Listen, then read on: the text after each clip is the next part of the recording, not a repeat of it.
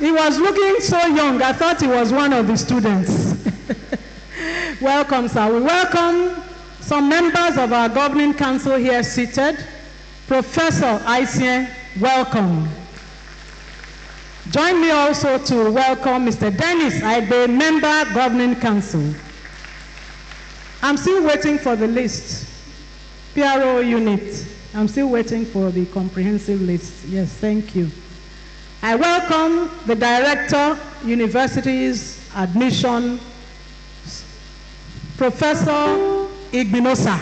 Welcome. I welcome Professor Sede. Welcome, sir. I welcome Professor Amonigo. Welcome, sir.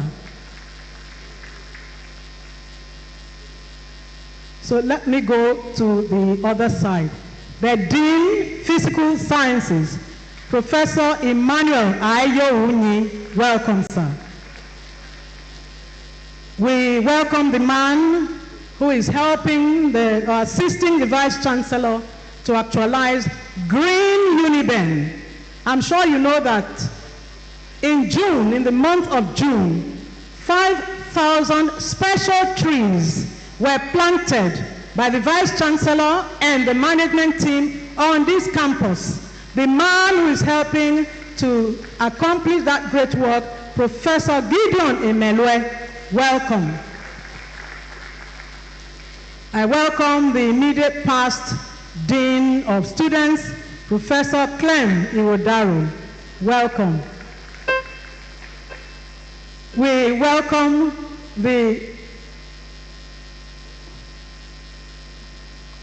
Professor Osadolo. Welcome. Thank you, sir. And we welcome a former Deputy Vice Chancellor Administration, Professor Ehiorobo. Welcome, sir. In fact, if I don't acknowledge her, she will just carry cane and beat me. Even though I'm not her younger sister, but she's my big friend.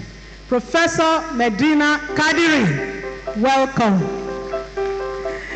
We welcome the director of the before now Shell-sponsored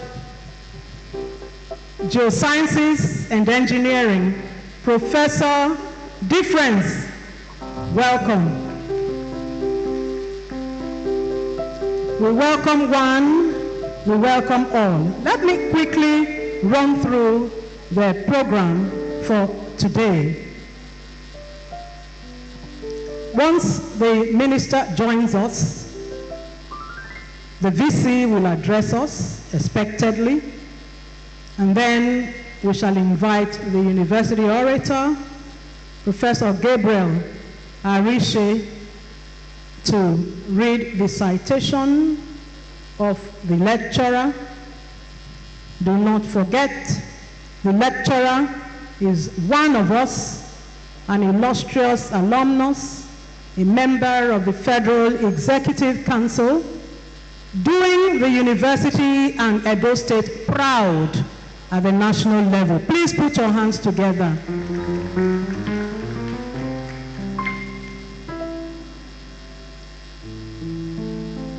And of course, the topic for his lecture is reforms for a shared prosperity. Don't forget that today is action-packed, truly action-packed. We're going to have a cultural extravaganza. Our students, our very creative students, will be putting up a lot of shows this afternoon. By students, I mean the very wonderful students of the Department of Theatre Arts of our great university. They will be showcasing the very best of African and Nigerian culture, in dances, in drama, and anything that is cultural. So they will be here to do that as part of this celebration marking the 51st Founders Day and the 51st Convocation and 55th Founders Day of the university. Deborah, list.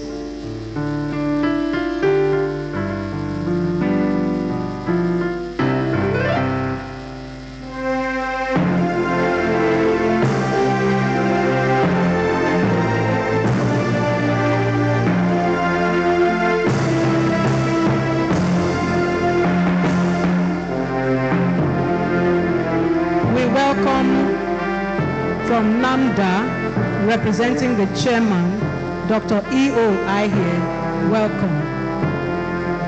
Welcome, sir. Professor Mrs. Ihie, welcome. I welcome you, ma'am.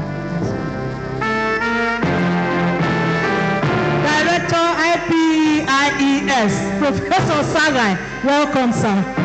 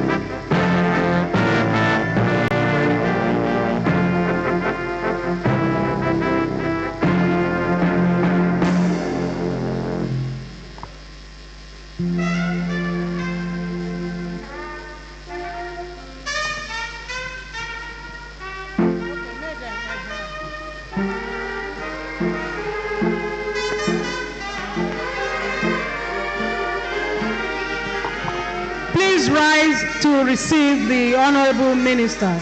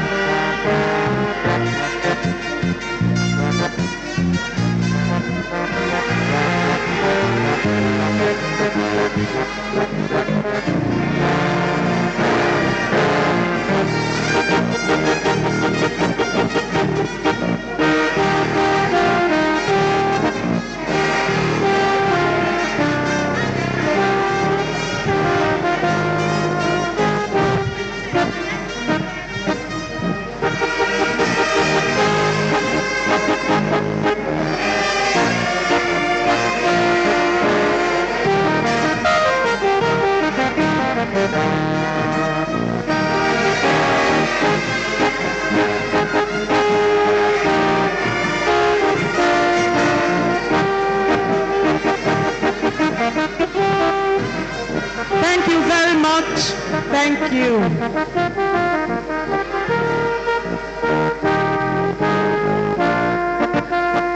And so we take the national anthem.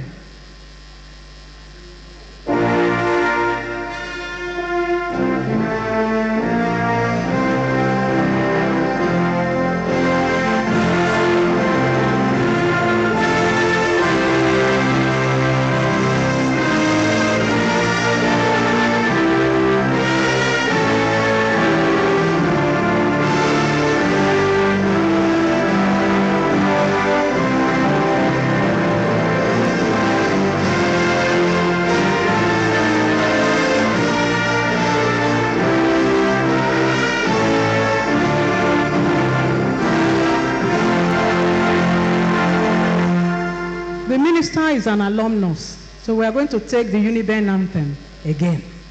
So, Uniben anthem.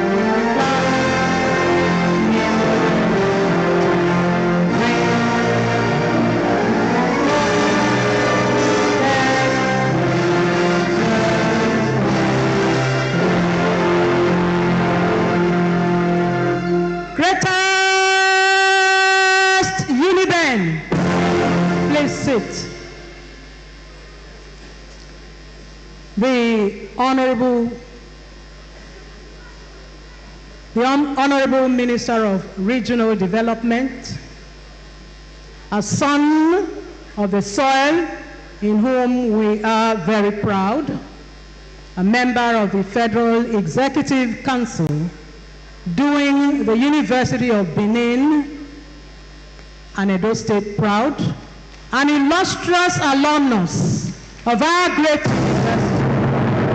I thought we would clap. It's not an easy thing to have our alumnus at such a high position, doing us proud and attracting development to our university. Please clap for the minister.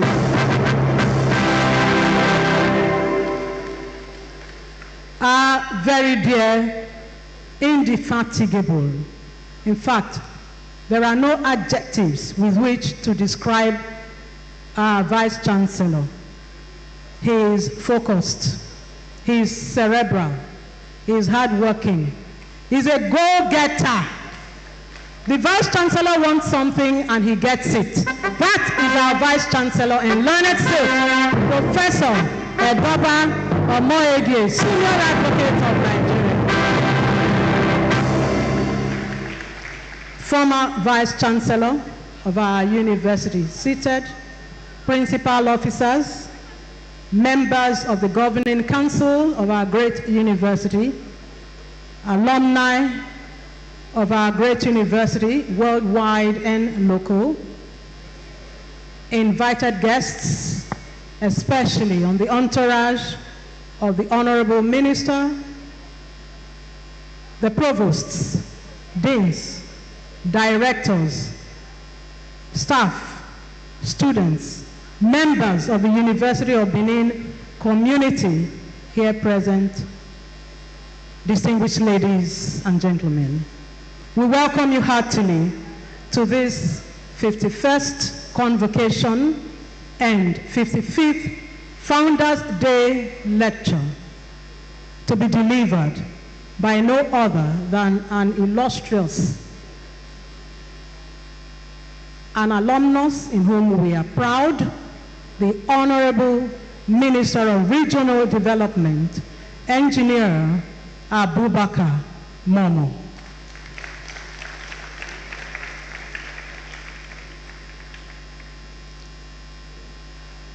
I will only just take the introduction of the Vice Chancellor and principal officers of the university, and then we go straight to business. Of course, we know that our Vice Chancellor is the A+, the #1 citizen of our campus, the one who is doing and threading even where angels fear to thread. The very distinguished Professor Edoba Omoyege, Senior Advocate. The principal officers seated are the Deputy Vice Chancellor Administration, Professor Christopher Osubo. Welcome, sir. The Deputy Vice Chancellor Academic, Professor Chief Victor Igbeneweka. Why are you smiling, sir? Why are you smiling at me? The Deputy Vice Chancellor Ekawan Campus, Professor Bunyamin Ainde. Welcome, sir. Our dear Registrar and Secretary to Council, Mr. Ademola Bobola. Welcome, sir. The University's Bursar, Mr. Osagie Osifu. Welcome. Our delectable University Librarian, Professor Mrs. Jane Abba. Welcome, ma'am. The Provost, College of Postgraduate Studies, Professor David Izeko. Welcome. The Provost, College of Medical Sciences, Professor Wilson Sado. Welcome. In the course of the program, we shall do the recognitions of the very many dignitaries on the entourage of the Honorable Minister. But for now, we go on to item 4, if you have the program with you, as I respectfully invite our Vice Chancellor, Professor Edoba Omoyege, for his opening remarks. Mr. Vice Chancellor, sir.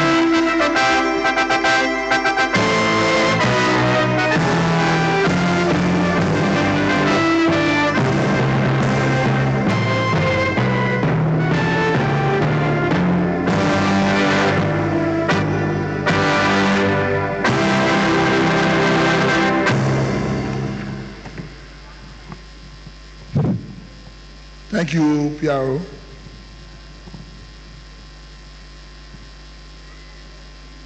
Your Excellency, the Honorable Minister of Regional Development,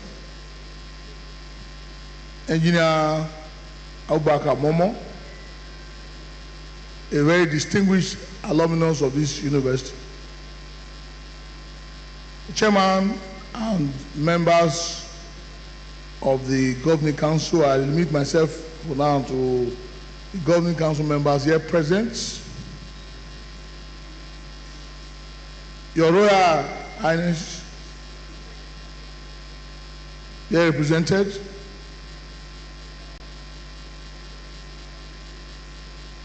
Emerita Professors here present, I recognize specially. One of them, a former Vice Chancellor of this university, Professor Andrew Onokoraye. Members of the university's Senate, management, staff, and students, great university students, distinguished girls, gentlemen of the press, ladies and gentlemen. I welcome you to the day 2 of events lined up to mark the 25th 2025 convocation and Founders Day ceremony of our great university. I appreciate the visitor and President of the Federal Republic of Nigeria, His Excellency Asiwaju Bola Ahmed Tinubu, GCFR, for his gracious attention to the university's development.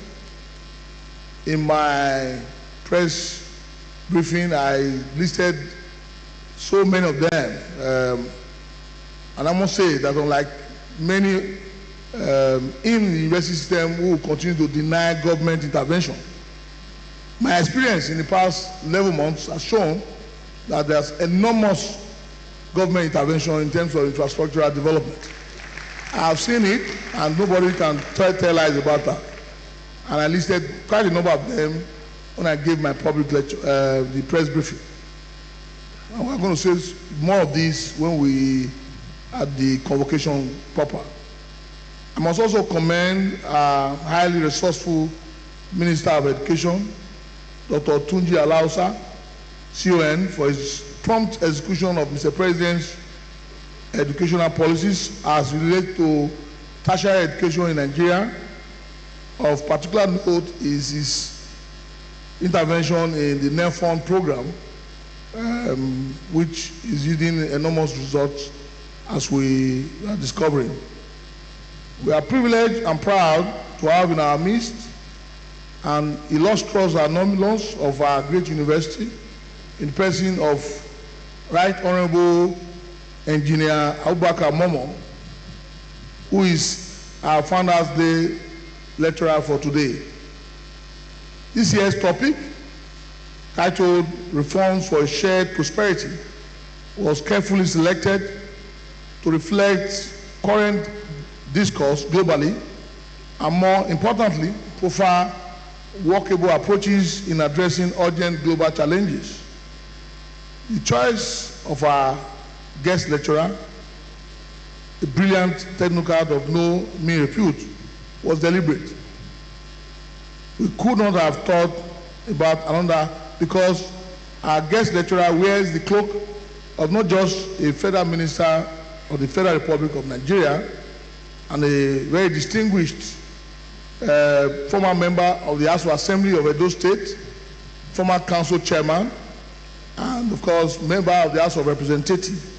He is an intelligentsia and indeed a grassroots politician of no mean repute. He is therefore best placed to espouse the nitty-gritty of progressive reform at various levels of government. Our guest lecturer's approach to the issues of reform for shared prosperity is expected to create food for thought and at the same time provide a roadmap for policymakers and the citizens to key into the same vision of prosperity for our great country, Nigeria. We want to especially thank the Honorable Minister for agreeing to be part of this program and for taking time off his very busy schedule to put together this lecture, which is especially going to be very engaging, highly practical, and yet altruistic. In fact, the minister was a few days ago in Brazil, representing the country at a high level, high profile program. And yet, despite the long journey, he has deemed it proper to personally be here. I must say that we are very grateful, sir, for your gesture. I also welcome you back safely to our country. As an institution, we share in the vision of the federal government under His Excellency Asiwaju Bola Ahmed Tinubu GCFR on sustainable development, captured in his renewed hope agenda. This is manifest, I must emphasize again, in what he has done with respect to the National Education Loan Fund, the NEM Fund, and many other interventions, including, of course, the TED Fund, which he has expanded in terms of the intervention program of that particular agency. And UNIMEN is a beneficiary of many of the programs that the President has initiated in this regard. Only yesterday, I received again 7 more tricycles of the 20 that have been allocated or granted to the University of Benin. We received 7 before, we received 7 more yesterday, and we are expecting 6 today to complement the transportation of students on campus.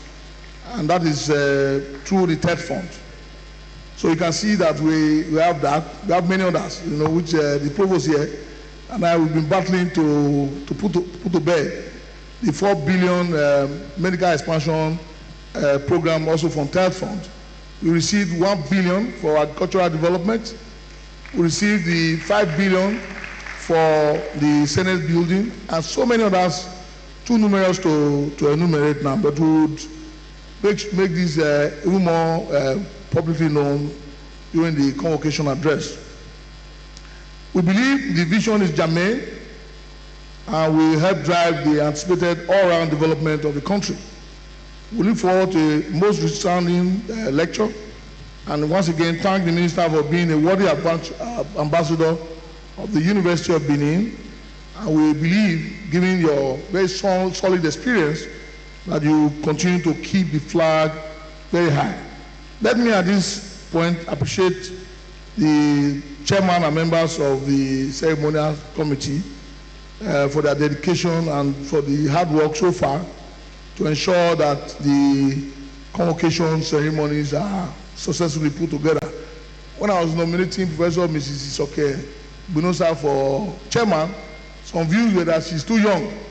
And I wonder when a person has worked out to become a professor, how too young a person can be to take on a task such as this.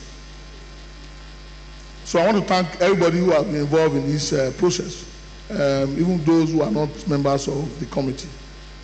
Distinguished ladies and gentlemen, the University of Benin has put in place several reforms in the past 11 months of my assumption of office as Vice Chancellor. They will be unveiled, as I said, during the convocation ceremony. Once again, I welcome our guest speaker, the Honorable Minister of Regional Development, and everyone here present for coming at this point. Thank you so much, and may God continue to bless all of us.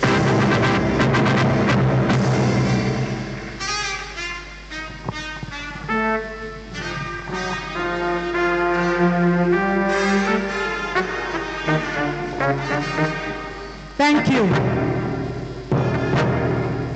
When you say transparency, the Vice Chancellor is a name to call. Professor Edoba Omoyege, SAN. He says it as it is. He reels out the figures as the university receives them. Please put your hands together. That's a rare quality of many public officers. Well done, Mr. Vice Chancellor. As we already know, the Honorable Minister of Regional Development is our Founders Day lecturer. He's here live and direct. The Honorable Minister, Regional Development, a technocrat and grassroots politician, Engineer Abubakar Momo, FNSE. Please put your hands together.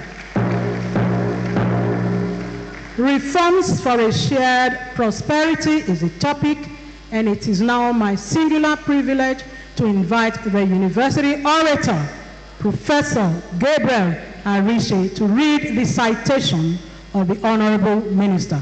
Please put your hands together for the orator.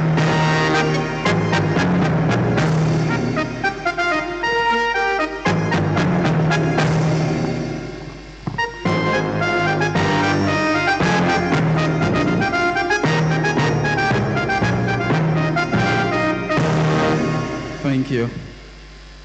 Vice Chancellor, sir, members of management, distinguished professors, visitors who are here to grace this occasion, and members of the audience, this is the oration on the guest lecturer for the 55th Founders Day Lecture, Engineer Abubakar Eshopekai Momo, FNSE, FPA, the Honorable Minister of Regional Development, Federal Republic of Nigeria. Right Honorable Engineer Abubakar Eshopekai Momo is a versatile Nigerian politician with a distinguished record of legislative service across the tiers of government. He began his educational journey at St.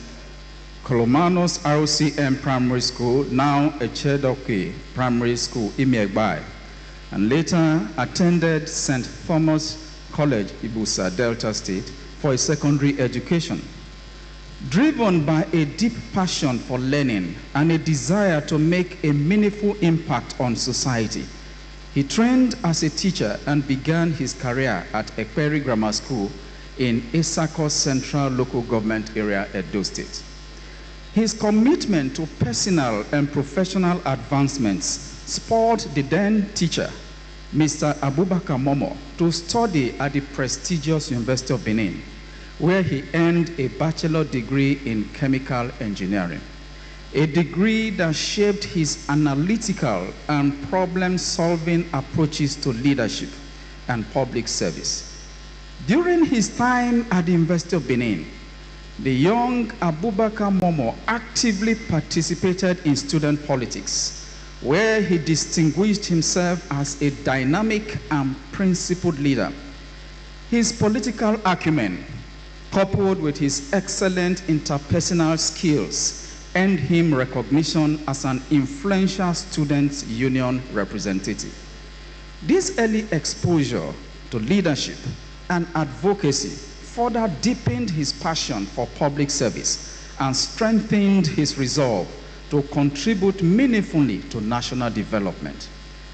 Engineer Abubakar Momo did not end his educational study at the first degree level. Right Honorable Engineer A.E. Momo holds a master's degree in chemical engineering from the University of Lagos. He is not only a registered member of the Nigerian Society of Engineers, NSE, but also a fellow of the Nigerian Society of Engineers, FNSE. In order to attain global mobility and recognition, Right Honorable Momo went through the rigors of becoming a registered member of the globally acclaimed Merit-Based Council for the Regulation of Engineering in Nigeria, COREN, thereby giving him the legal authorization to be addressed as an engineer, the approval to use the appellation engineer, the license to practice engineering, and the endorsement of professional credibility based on national and international standards. Engineer Momo was not done with the acquisition of knowledge, as he further obtained a master's degree in public administration from the Ambrose Ali University, Epoma, Edo State, capping it with the professional certification as a fellow of the Institute of Public Administration, FPA. In fact, the educational achievements of Engineer A.E. Momo clearly demonstrate his strong belief in knowledge as a driver of personal and national developments.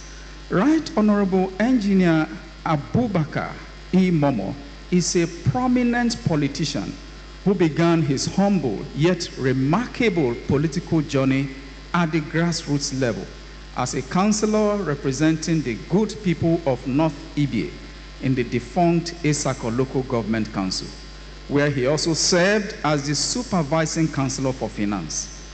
Following the creation of Esako East Local Government Area from the old Esako Local Government Area in the 1990s, Engineer Momo was once again elected as a councillor and subsequently emerged as the first speaker, that is the legislative leader of the new council.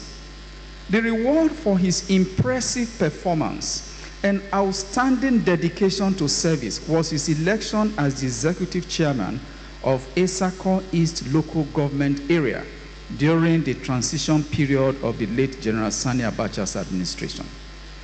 In recognition of his outstanding performance and proven leadership in previous political offices, Right Honorable Engineer Abubakar E. Momo was elected in 1999 on the platform of the People's Democratic Party, PDP, to represent the Esako East constituency in the Edo State House of Assembly. His exceptional representation of his constituents in the Edo State House of Assembly paved the way for his election to the House of Representatives in 2003. To represent the Esako Federal Constituency, comprising Esako West, Esako East, and Esako Central Local Government Areas on the platform of the PDP. Owing to his impactful representation and the deep trust, confidence, and admiration of the Esako people, Right Honorable Momo was once again elected to serve a second term in the House of Representatives in 2011, this time on the platform of the Action Congress of Nigeria, ACN. Please, a round of applause for our distinguished guest lecturer. Right Honorable Engineer Abubakar Momo distinguished himself through outstanding performance and impactful representation, delivering tangible dividends of democracy to his constituents. As a member of the National Assembly, he sponsored several motions and bills and actively contributed to debates both in the hallowed chambers during plenary and at committee levels. He was a distinguished legislator with incontrovertible constituency achievements. His achievements cut across sectors, including youth employment and empowerment, provision of social amenities such as potable water, and the construction and furnishing of schools to enhance access to education. He also facilitated the construction of bridges and pedestrian walkways to reduce road accidents and improve community connectivity. Beyond his official responsibilities, Right Honorable Engineer Abubakar Momo is widely celebrated for his personal generosity, compassion, and support for the needy and less privileged, extending his benevolence to both people within and beyond his constituency. In a scintillating article titled Abubakar Momo, the Uniqueness of the Unexpected Edo Ministerial Nominee, published in the Vanguard newspaper of August 15, 2023, John Mayaki captured the defining qualities of the Right Honorable Engineer Abubakar Momo, which have made him a respected figure among his political peers and followers as follows: political experience, education and professional background, passion for public service, resilience and adaptability, grassroots connection, admiration and loyalty, vision and ambition, communication skills, leadership qualities, including his ability to inspire and motivate others, and commitment to development evident in his advocacy for various projects and initiatives aimed at uplifting Edo State and its people.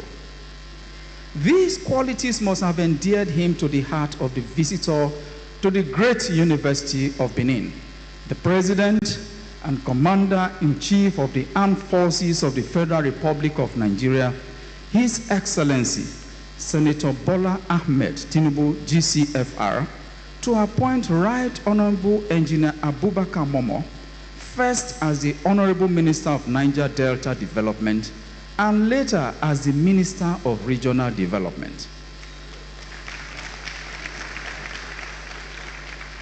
Following the creation of the Ministry of Regional Development, established to coordinate and supervise key regional intervention agencies, including the Niger Delta Development Commission, NDDC, the Northeast Development Commission, NEDC, the Southeast Development Commission, SEDC, and other similar bodies across the country, Right Honorable Engineer Abubakar Momo was elevated to serve as the Pioneer Minister of Regional Development, a position he holds with admirable distinction till date.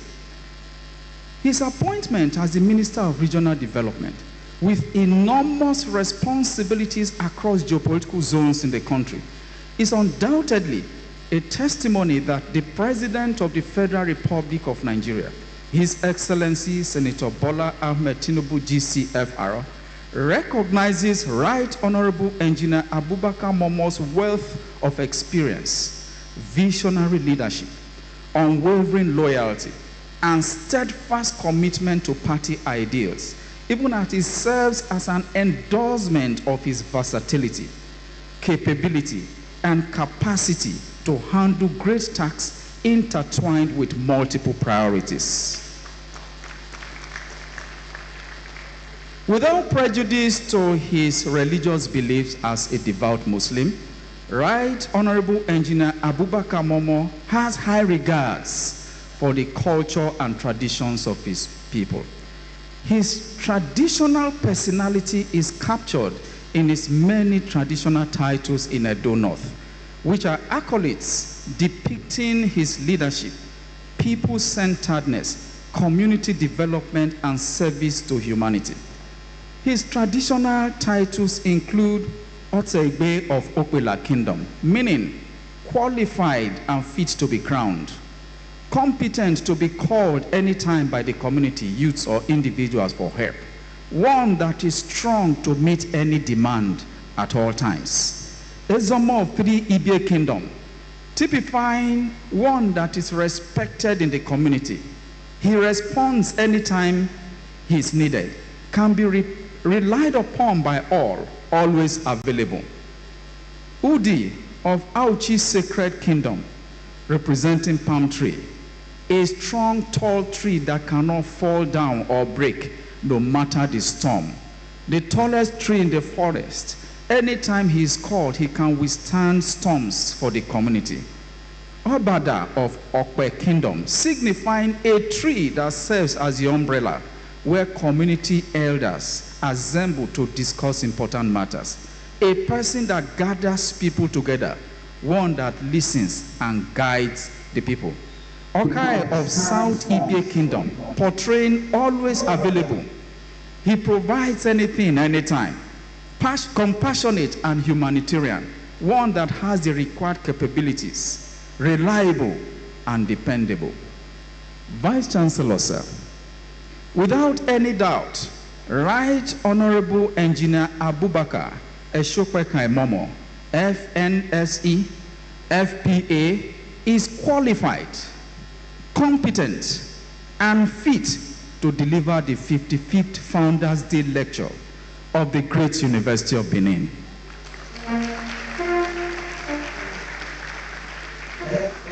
I now respectfully invite the distinguished Founders Day guest lecturer, Right Honorable Engineer Abubakar Momo, FNSE, FPA, to mount the rostrum. Please give him an ovation to welcome him.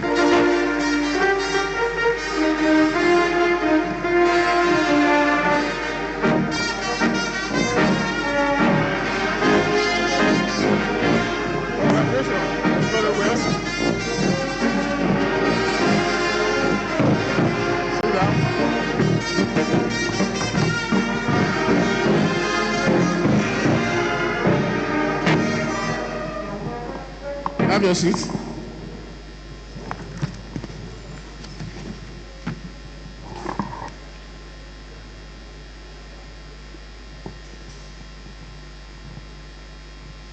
Let me recognize the Vice Chancellor, University of Benin.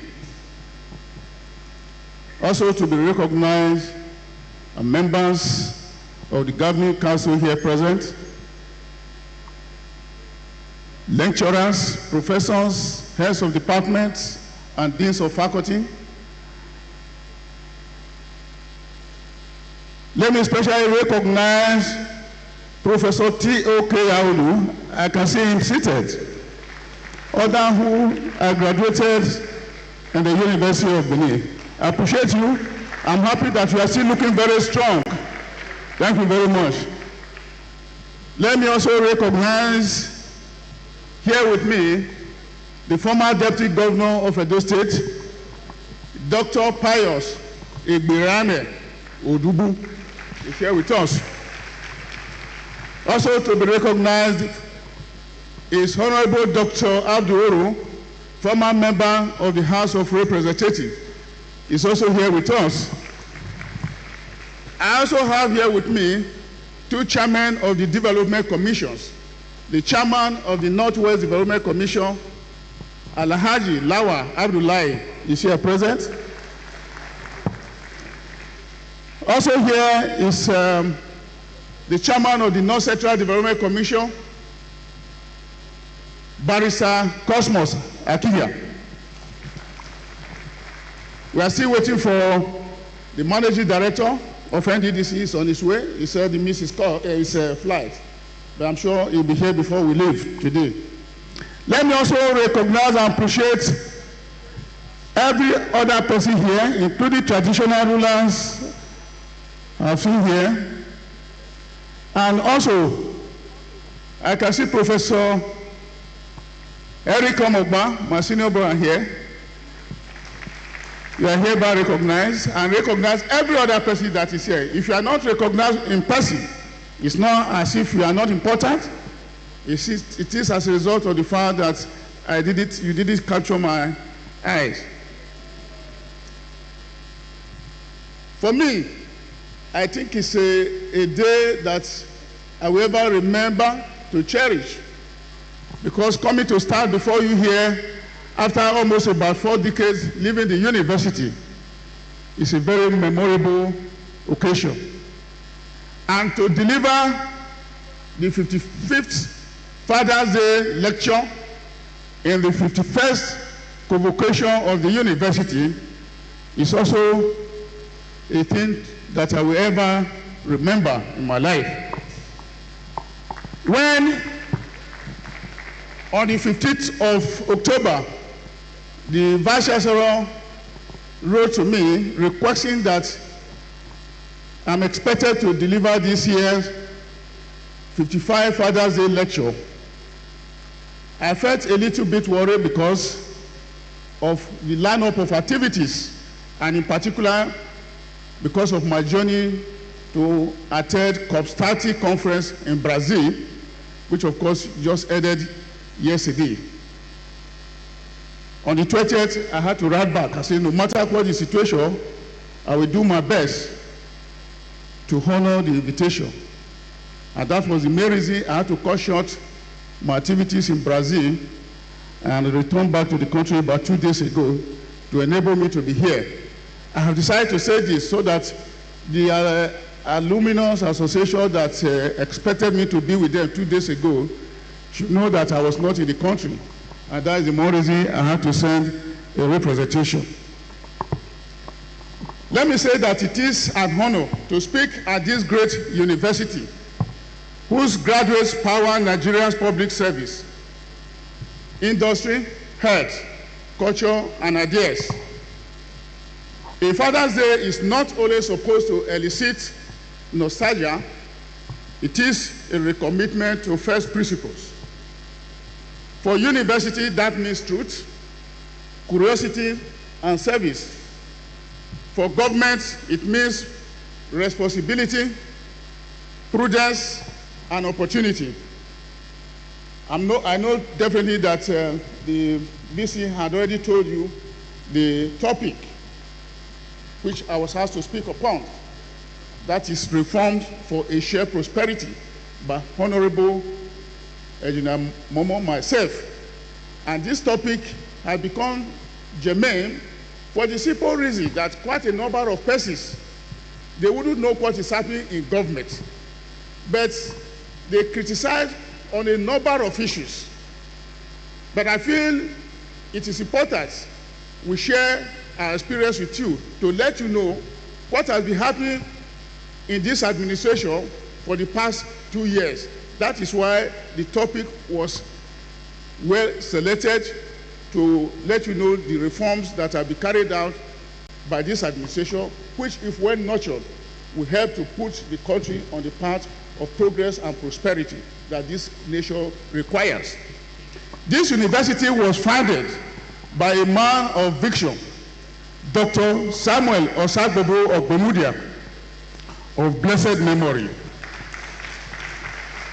And today, the university stands as a testament to his vision and foresight. 36 years ago, on a day not so different from today, when I graduated from this university with a hope for a bright future for myself and for Nigeria, my country. This is what university education offers graduates and society. A bright future for the graduates and groundbreaking scientific inventions and social interventions for the betterment of society. Since my graduation from this University of Benin, I have had the privilege of being in public service as a politician. From serving as a councillor, which you have been told, representing my ward, to becoming the elected chairman of my local government council I've also served as a member of Edo State House of Assembly and 2 term members of the House of Representatives. It will be recalled that in 2023, President Bola Ahmed Tinubu first appointed me as the Minister of Youth Development. But before the inauguration of the cabinet, I was redesignated as the Minister of Niger Delta Development. And as a result of the expansion of the ministry, wherein 5 new development commissions were now created, I was now redesignated as Minister of Regional Development. The reason being that other commissions that have been created will not operate under the name Niger Delta because not all of them are within the Niger Delta. So those 5 development commissions that were created in addition to Northeast Development Commission and NDDC fall under the purview of Regional Development Supervision, Ministry Supervision. Let me say that since leaving the gates of this great institution, I have seen governments at different levels and participated in some of them. But I must say that of this, it is the present government of President Bola Ahmed Tinubu, GCFR, that is really preparing this country for a future of prosperity. A prosperity that will benefit every Nigerian and change the trajectory of our national history from a nation of unending economic and political experiments to one where every Nigerian can live the Nigeria dream. Nigeria stands at a difficult but decisive juncture. This administration inherited long-standing distortions. A petrol subsidy that was covered in opacity benefited only a few and crowded out investment in petroleum dam setup. Government-owned refineries, you're all aware, were in unending turnaround maintenance, and no investor was motivated enough to invest in the downstream setup of our oil industry. Our external reserve was not only depleted to fund subsidy, we also subsidized petroleum products for our neighboring countries. That was the situation this country has found itself, and no president, no previous president ever deemed it necessary to see how we can change this course of history for the betterment of the people of Nigeria until this President Bola Ahmed Tinubu came with a number of reforms. In fact, the Price Waterhouse Cooper, PwC, you all know is a global consultancy firm on issues that have to do with finance and auditing. In one of his publications, when the issue of subsidy withdrawal was being discussed, he said, and I quote, "A wholesale removal of subsidy, which is option 1, may not be politically feasible, and the possible disruption that may follow such a decision may hurt the economy more than the projected benefit from subsidy removal, especially in the short term. We recommend either a full subsidy removal with targeted palliative, which is option 2, or a targeted subsidy scheme funded through a subsidy levy, which is option 3. According to it, either option 2 or 3 is likely to elicit less opposition from the labor union and other key stakeholders that are historically opposed to subsidy removal. You can see the reason why in the past so many governments have been scared on withdrawal of subsidy, because they have a feeling that once the subsidy is removed, there will be a lot of protests, the labor union and the rest of that. And in the process, came up with 2 other options: subsidy withdrawal followed by with palliative, or to have a subsidy scheme where contribution will be made towards funding the subsidy. Let us see what happened by the time this administration came into being. But let us say in clear terms that this conclusion of piecemeal approach to tackling systemic rot never help. If you want to go by this, it will never help us. To correct distortions will hurt us in the short term. And that, of course, is what has been happening. But it is honest path to long-term prosperity. As a corollary to the above, on the 29th May 2023, we were greeted with the bold declaration, and I quote, "Fuel subsidy is gone." This is the first reform by President Bola Ahmed Tinubu, GCFR. In fact, this decision was taken from day one, and of course, every other presidential aspirant or candidate in that election made it as a point of electioneering campaign. So for him, doing that is not as if he has done something wrong, which any other person would have done better. So when he came, he had the courage, he had the boldness, and said, subsidy is gone. This was the first reform by the president. And on Democracy Day 2024, he pledged that reforms will continue even amidst hardship, paired with social protections and a new minimum wage bill. Of course, this is in alignment with option 2, suggested that by Pure Water Copper House, that it has to follow with a palliative. Of course, a number of palliatives are going on by government, social interventions, and the rest of them. And it was also followed by minimum wage after the subsidy withdrawal. Today, I will walk through what has been done, why it matters, what next, and how all of this connect to your lives and careers as students. Let us take a look at reform under the Renew Hope agenda. First of all, what is reform? Broadly speaking, according to T.R.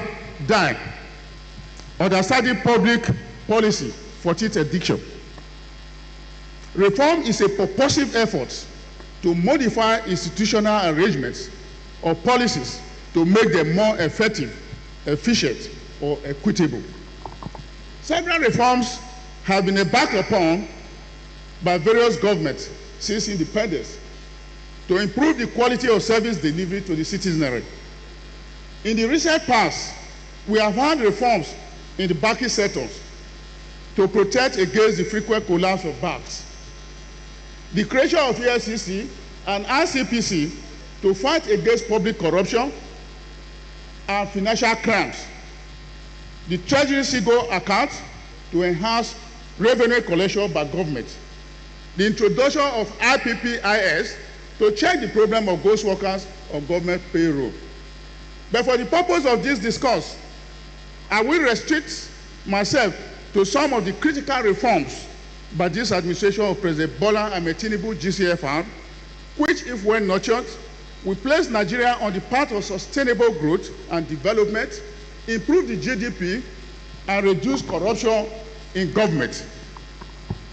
It will be recalled that when the president assumed office on 29th May 2023, he came up with an agenda popularly known as Renew Hope agenda. The Renew Hope agenda is anchored on 8 presidential priorities. He did not just come to take the matter of leadership without really knowing what he wants to do.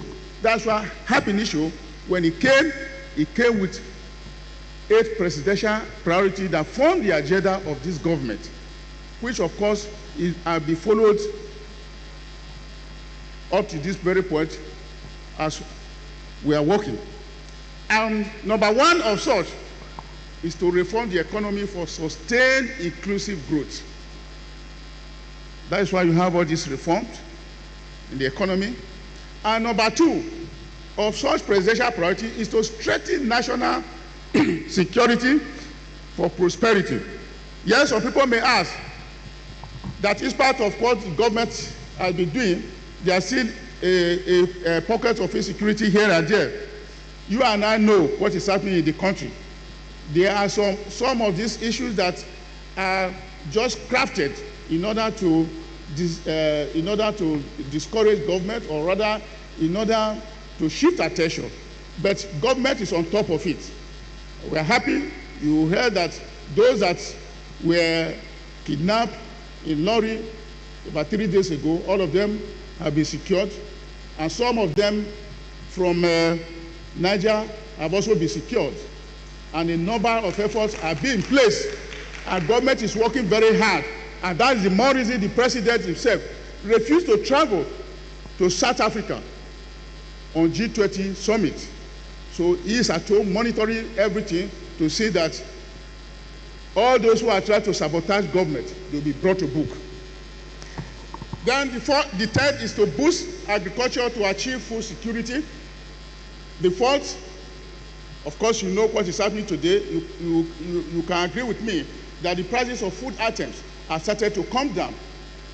When we came, I even bought a bag of rice, 10,000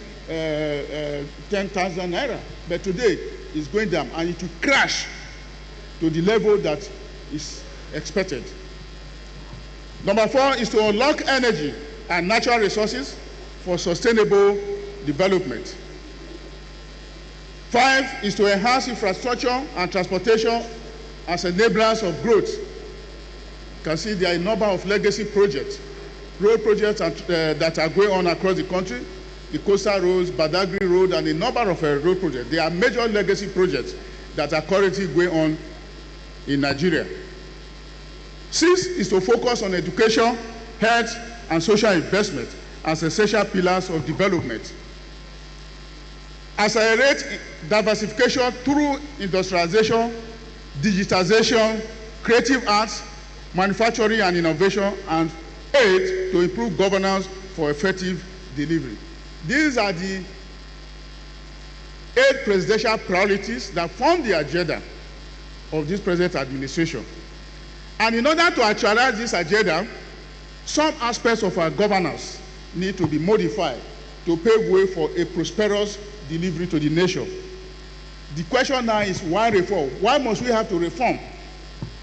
We have already seen what reforms are. For years, Nigeria underinvested in the basics. For example, power, no investment for more than 30, 40 years. Roads, ports, classroom, because the physical space was consumed by subsidies. It's not as if the people operating did not have the money to do that, but the physical space was actually consumed by subsidies and fragmented tax collection. Foreign exchange markets were distorted, and public agencies were duplicated. Of course, that brings to mind the Oroshaye report, which has been in place for a long time. It is only this year that the Federal Executive Council approved the implementation of that Oroshaye report that tend to merge some of the agencies that have no business being on their own. The results are visible in any macro snapshot: inflation spikes, low non-oil revenues, and a growth engine that sputters when oil slips. The ship of the state needed to reset course on a voyage to the promised land, as reforms become inevitable. You can see where we find ourselves. And if we continue to live like that, we'll be living on borrowed leaves, because at the end of the day, the entire system will collapse and will be bankrupt. And I can assure you that if today this country was still paying subsidy, it will be pretty difficult for government to operate at any level. Let us take a look at what is happening in the oil sector. We have already talked about how subsidy came to be.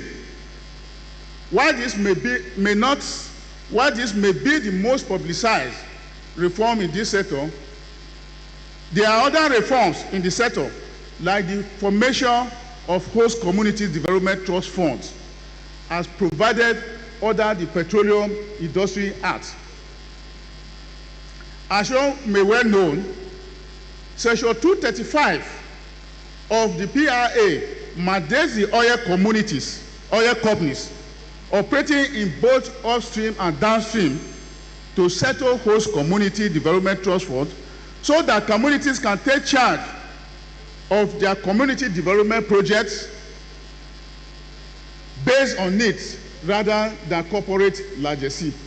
What they used to do, maybe if there's small crisis, they just throw little amount of money to the community, they start fighting themselves. So that's why the PIAB has now mandated the oil companies, both in up and downstream, to pay at a 3% to the host community trust funds. And it will be managed by the board of trustees set up by the various community. And the community will identify projects in their respective community to construct. Today, following the faithful implementation of this provision, the Nigerian Upstream Petroleum Regulatory Commission, NUPRC, reports that this fund has reached 122.34 billion in naira, while dollar contributions stand at over 168.9 billion as at October 2025. These reforms have started yielding results. We are beginning to see greater investor confidence in the oil and gas sector. The recent announcement by Dangote refinery of plans to expand its refining capacity from 600 barrels per day to 1.4 million barrels per day is a testament to that. The implication of this kind of expansion is that Nigeria will operate at a comfortable level in downstream products that will consequently improve the growth and development of the country. Other indigenous players like BOA Group are also investing in setting up refineries, and a number of modular refineries are also being established across the country.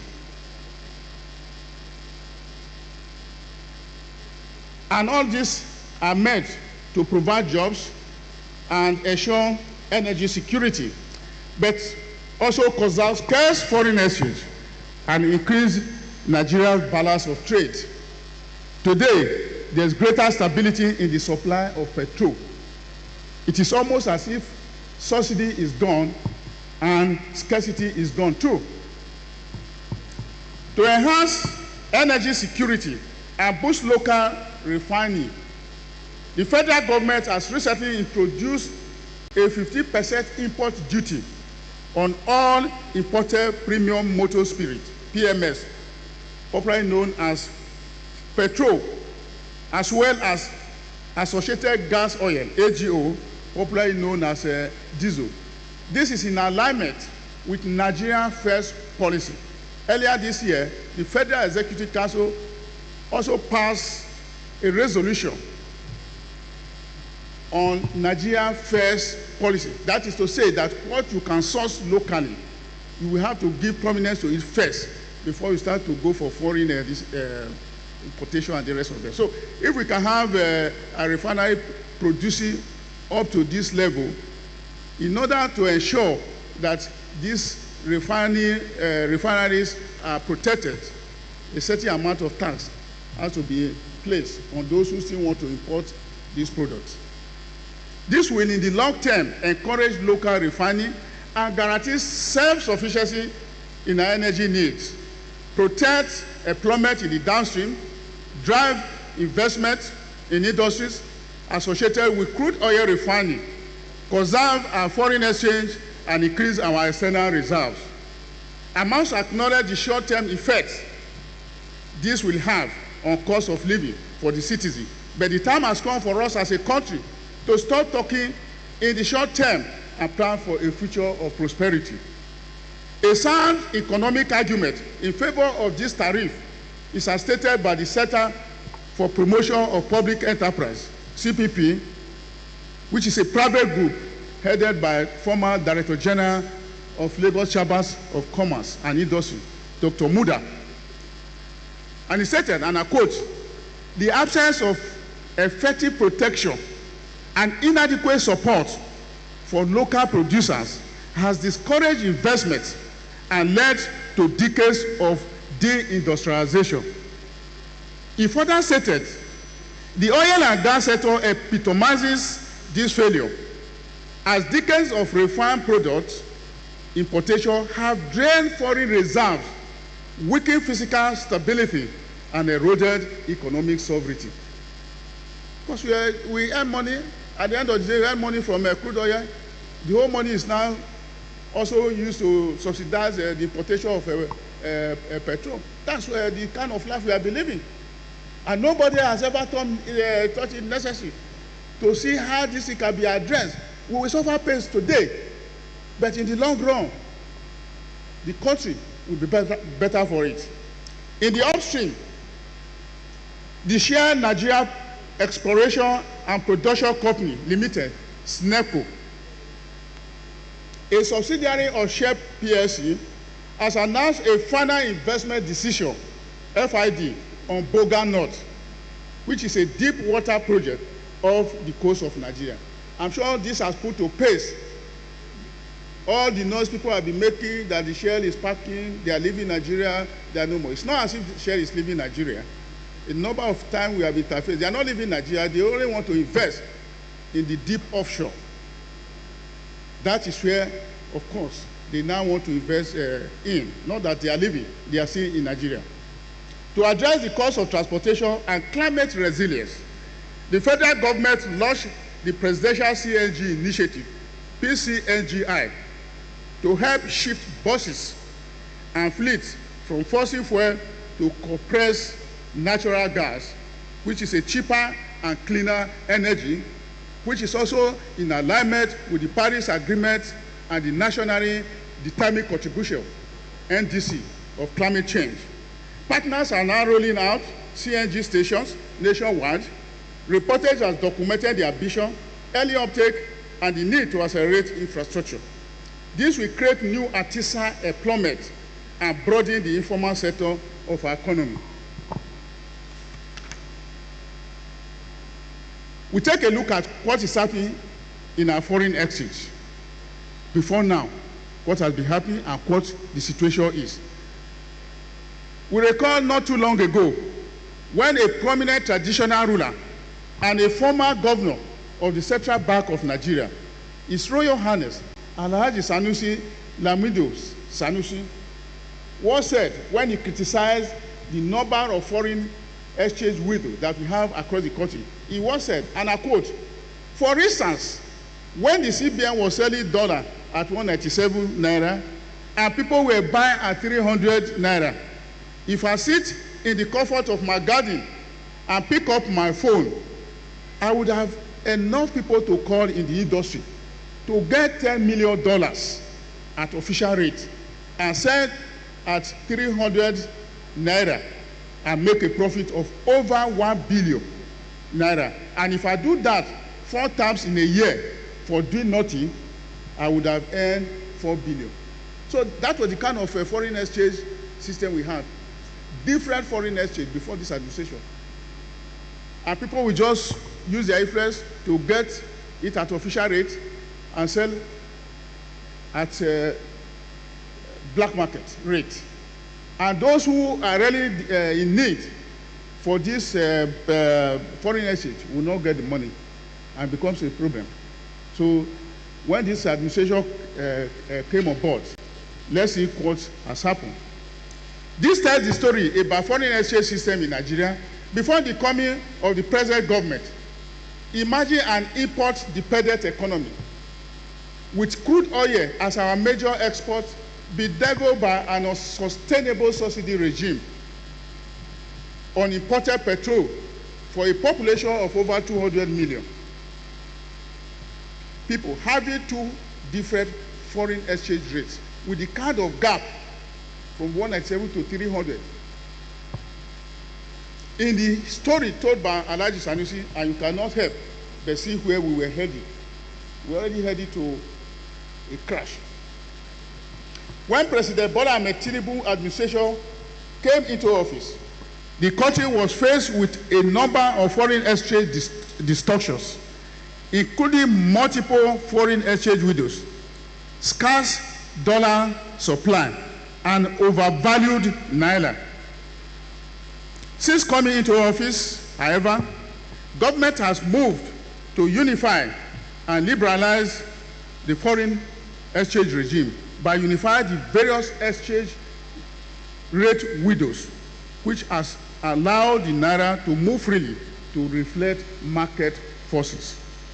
This has helped to free up trapped foreign exchange and reduce the distortion in access to foreign exchange, as well as a less reliance on CBN allocation by businesses. So business people, at least the reliance on just CBN to provide the foreign exchange has reduced by these procedures. But before, you go to CBN, they will give you money, those who have influence, and they sell at a very high rate to the public. And that makes the dollar to be very scarce. As a direct result of these reforms, the Federal Ministry of Finance recently reported a 56.4% monthly turnover in the foreign exchange market as of October. The benefits of the foreign exchange reforms are many, but there is stability in the value of the naira and restore investor confidence to measure issue. So I think if only to restore the investor confidence on Nigeria is what has been achieved, I think it's a tremendous achievement for this administration as far as foreign exchange market is concerned. Then we look at the tax reforms. At the inception of this administration, Nigeria's tax regime was fragmented with different status for different taxes and different collection bodies across different levels of government. This made tax administration complex and difficult for citizens to comply. The tax base was smaller as a large proportion of the informal sector and the digital economy was not captured. In August 2023, the President constituted the Presidential Committee on Fiscal Policy and Tax Reforms, PCFPTR, which was chaired by Tayo Oyedele, to simplify our tax system, cut compliance costs, and expand the base without punishing ordinary citizens. That must be known. Without punishing ordinary households, citizens. The committee's published recommendation will shrink about 60 plus taxes to just about 8. Create a single Nigerian revenue service to curb multiplicity and target GDP, tax to GDP of around 80% in 3 years. On rates and incidents, the committee discussed a phased VAT adjustment with broad exemptions for essential.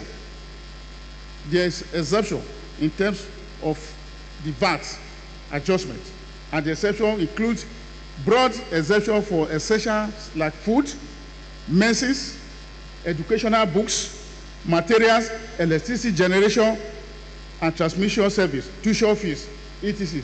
These are very essential items which are not affected in terms of VAT adjustment. This has to be made known because sometimes once you just hear one side, you will not hear the other. So all of these areas are not affected by the adjustment. And on rates and incidents, the committee discussed phased VAT, which I've just said, and all the exemptions that have been measured, and this company income tax relief to spur investment and jobs, signaling a tilt from distortionary nuisance levies to broad, efficient basis. Upon the recommendations of the committee subjected into legislative scrutiny by the National Assembly, the President Bola Ahmed Tinubu, GCFR, on 26th of June 2025, signed 4 bills into law. With a 6-month moratorium, the laws will become effective in January 2026. And the 4 laws, tax laws, are Nigeria Tax Act, known as NTA, the Nigeria Tax Administration Act, NTAA, the Nigeria Revenue Service Act, NRSA, and the Nigeria Judge Revenue Act, JRBA, which are collectively referred to as the Acts. The Acts comprehensively overhaul the Nigeria tax landscape to drive economic growth, revenue generation, enhance effective tax administration, and improve business environment for shared prosperity of the nation. Of importance to note is the increase in capital gains tax rate. The Nigerian Tax Act has tremendously increased the capital gain tax from 10% to 30% for companies. This has absolutely aligned the company gain tax and company income tax rate and reduces any tax arbitrage that could be unduly enjoined in the classification between the chargeable gains and trading income. Now that there is a single Nigeria Tax Act and Nigeria Tax Administration Act, consequent upon the repeal of several prior tax legislations, the threshold for company income tax now has been raised to a turnover of 100 million from 25 million.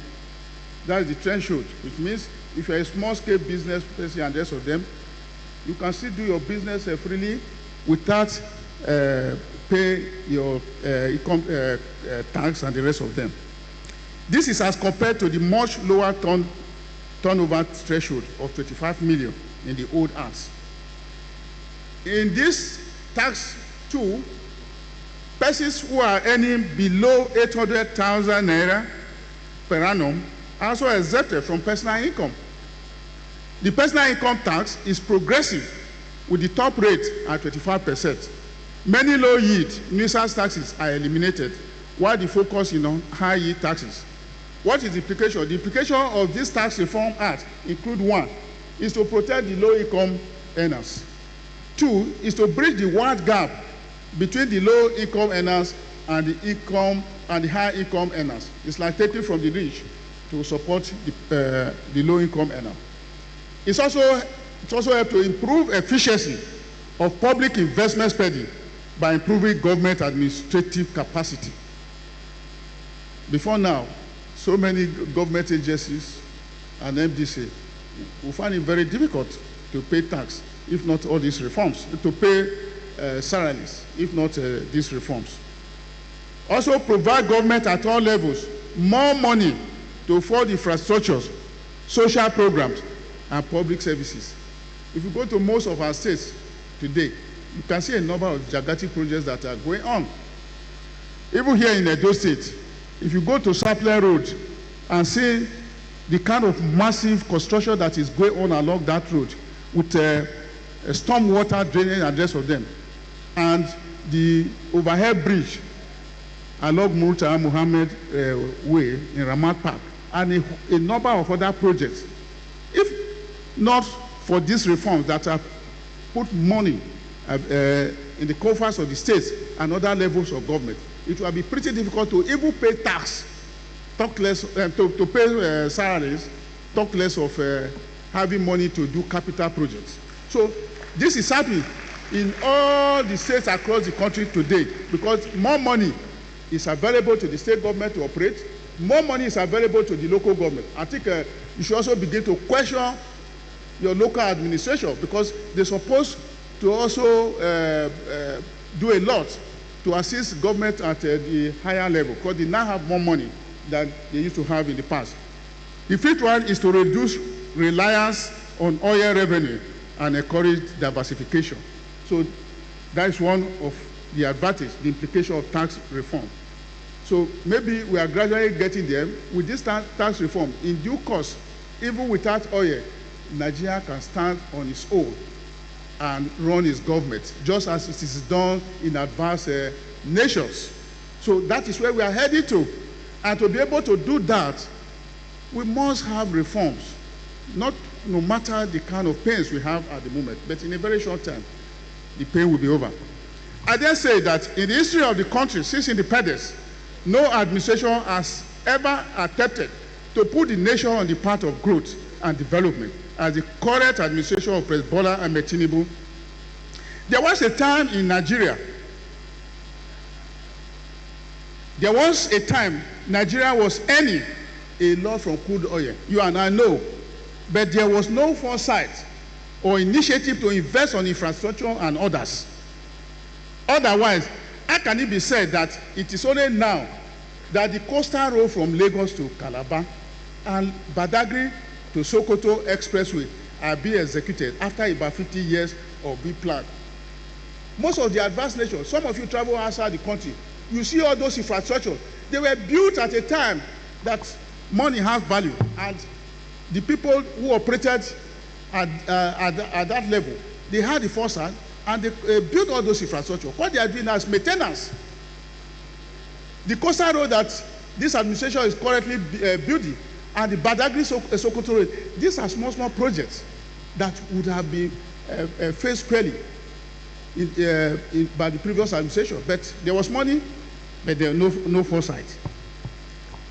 On power sector reforms, it is a fact that to become more productive, Nigeria needs to make electricity available to its people and businesses. Over the years, despite the privatization of generation and distribution of power, there was no positive change in the efficiency of the distribution of electricity. What is the problem? It's subsidy. The problem is still a subsidy. Consumers were not paid cost-reflective tariffs for electricity. In April 2024, the regulator adjusted BAT A electricity tariffs towards cost-reflective levels while protecting other BATs, an important step to reduce implicit subsidies, draw investment, and improve supply quality for productive users. This has yielded improved market liquidity, enhanced reliability, and boosted revenues by 70% in 2024. The federal government recently approved a 4 trillion naira bond issuance planned to clear verified debts, because there were a lot of debts in that sector owed to generation companies and gas suppliers. This will attract investment in the sector, improve operations, and guarantee reliable supply. In addition to these reforms, this government, through the Ministry of Power, is investing in renewable energy. Recently, the Federal Executive Council approved 68.7 billion for the establishment of solar farm mini-grid for about 8 federal universities and teaching hospitals. This aims to improve access to clean and reliable energy, which will in turn improve learning environment, healthcare services, and research capability. I'm proud to say that the University of Benin is one of the 8 universities to benefit from this initiative. Like we say, in Uniben, it is Uniben and others. The university, great Uniben, thank you very much. The universities so affected are as follows: University of Benin, the University of Lagos, Unilag, Ahmadu Bello University, Zaria, University of Nigeria, Nsukka, University of Ibadan, UI, Obafemi Awolowo University, 6. These are first generation university. And also Federal University, Duse, and Federal University, Wukari.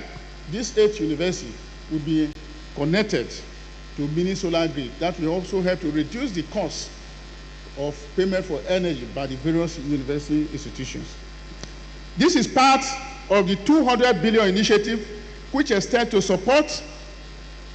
provide support to agricultural centers of excellence and rural farm clusters, aimed at improve access to power to macro and small-scale agro-processing business in rural communities.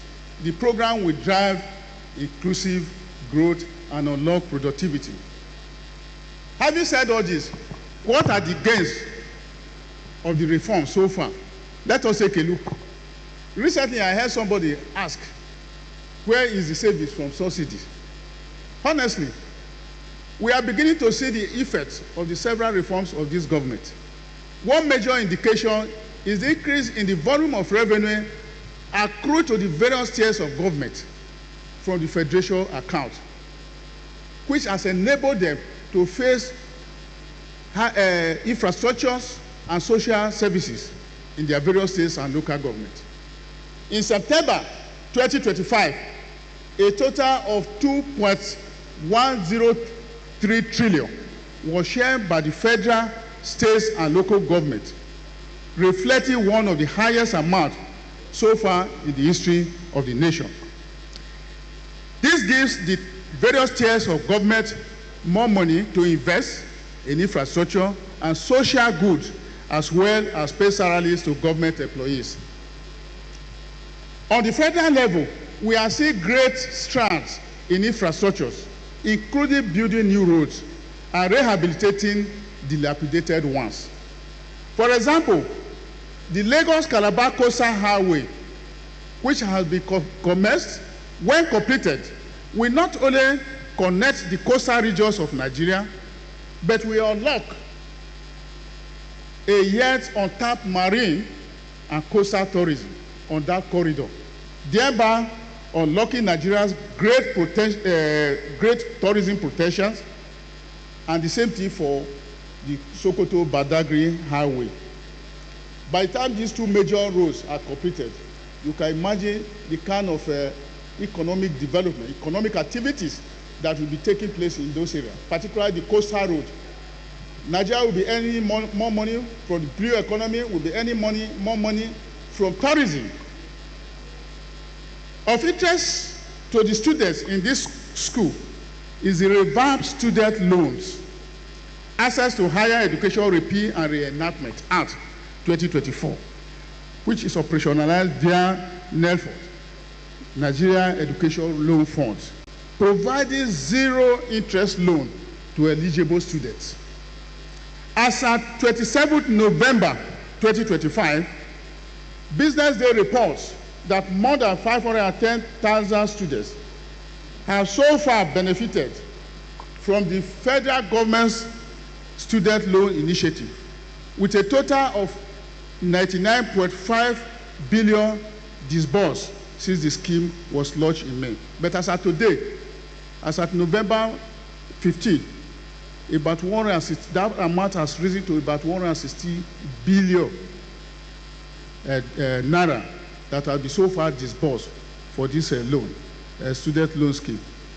The breakdown reveals that 3.8 billion has been paid directly to 228 approved tertiary institutions to cover fees, while 45.7 billion has gone towards upkeep allowance for beneficiaries.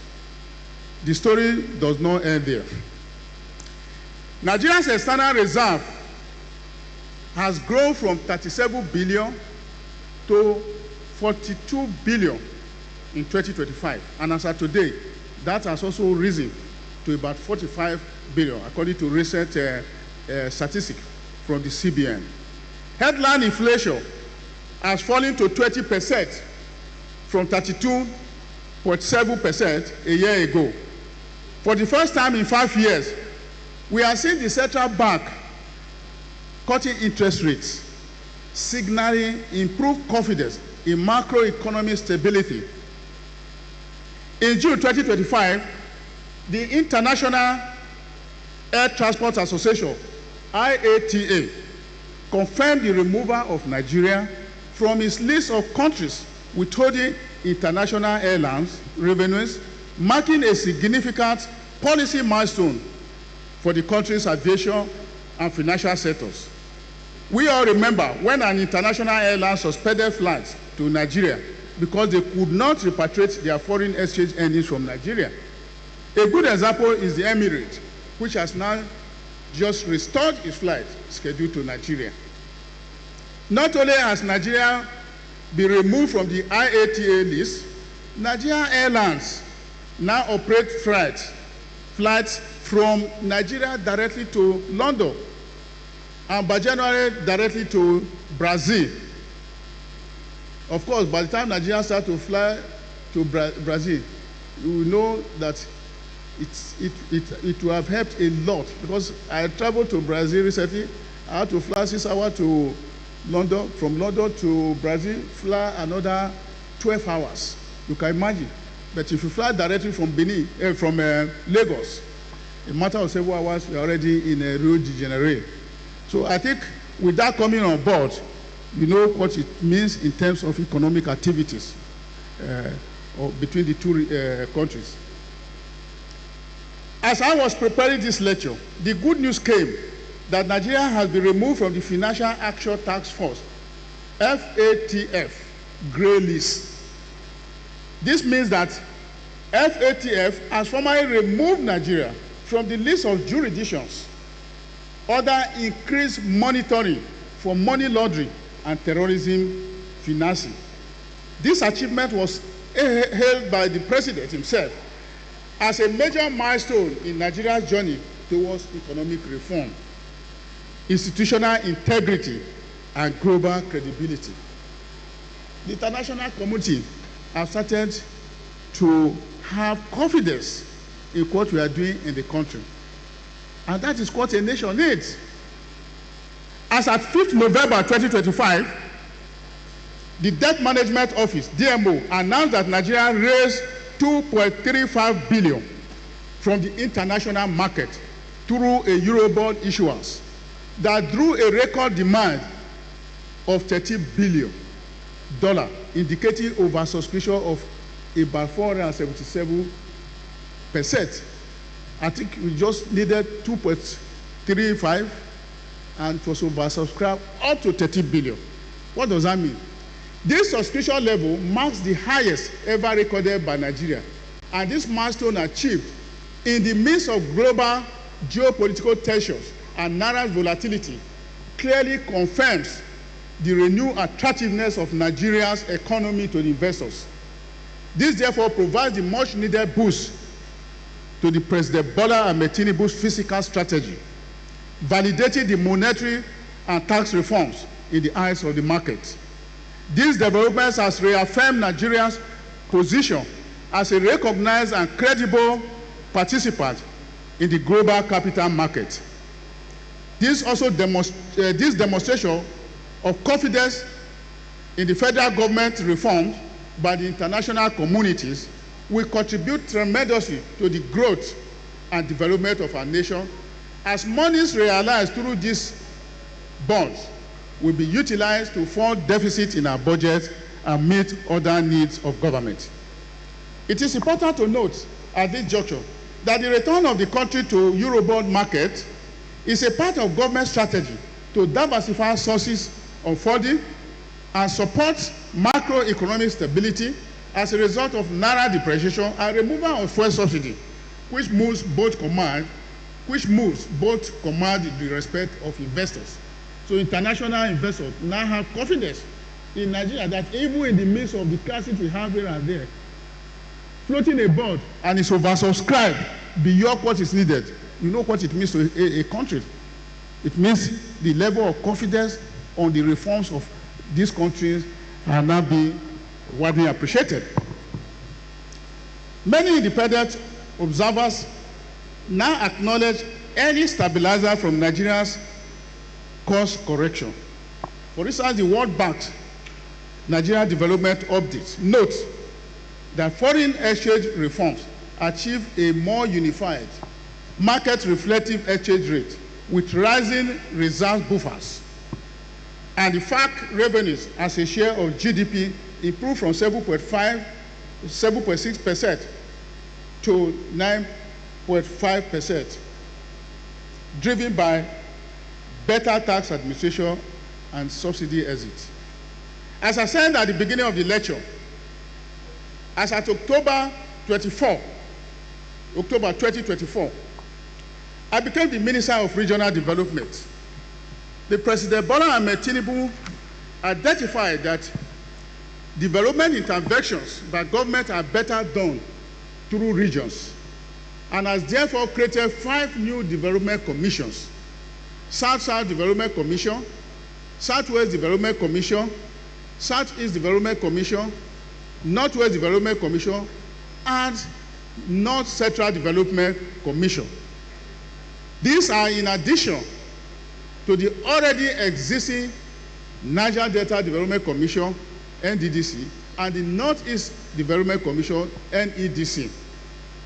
These commissions, if properly nurtured, they will transform the developmental landscape of these regions.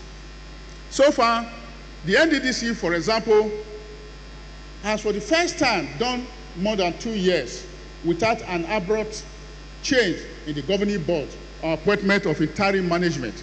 That has been the problem of NDDC in the past. Every year you hear management committee and the rest of them. Hence, they'll be fighting and they won't be able to do anything. But since this administration came on board, the board constituted over 2 years has been in place. And quite a sample. With this stability, the NDDC has achieved more in 2 years than it has in the last 12 years in terms of project delivery and impact of projects. In this period, the NDDC has completed and commissioned the abandoned 25.3 kilometer Ogbeanebe Road, Bayelsa State, connecting 14 communities with bridges, 7 bridges, and 53 culverts. 9 kilometer Obehi, Oke Ikpe Road in Abia State, 7 kilometers of roads, and 600-meter bridge in Ibeno in Akwa Ibom, the Eziama Aba Okwere Nkoji Road in Ngwageri local government area in Imo State, Afam Oyigbo Road in Rivers State, the 10-kilometer Abraka Road Phase 1, the 132 kV transmission line and substation in Okitipupa, Onido State, which has restored electricity to residents of over 5 local government areas, which had been in the dark for over 50 years, as well as 1.15 MVA, 33/1/11 kV injection substation at Amufi, Ipobaoka local government in Edo State. As we speak, the NDDC is undertaking the construction of Ka Ataba Road with a bridge of about 1.2 kilometers long. That's the length of the bridge, which, once it's completed, is going to be the longest bridge in the south. Ataba in Port Harcourt. The construction of cardiovascular hospital in Port Harcourt. The Ka Ataba and Okrika Boroki Road bridges will connect the riverine communities to urban centers, improve commerce and access to urban facilities. In the area of manpower, the NDDC has an annual master's postgraduate foreign scholarship program with more than 200 beneficiaries every year for the last 10 years. And this year, the NDDC has also introduced the master postgraduate local scholarship running alongside. Communities in the Niger Delta are being lit up by the provision of more than 120,000 stand-alone solar lights across the region. This has helped improve safety, security, and even commerce in these communities. In December 2023, the immediate past Vice Chancellor of this university, Professor Lilian Salami, called to inform me of an emergency situation in the Faculty of Science with the Bulk Chemistry Laboratory and with a plea for my intervention. At my direction, the NDDC intervened, and today I'm happy to announce that the structure has been fully rehabilitated. And I've also received a request from the current Vice Chancellor on the need to get the place fully equipped. And I can assure you that in a very short time, action will be taken, and the FD has been duly informed.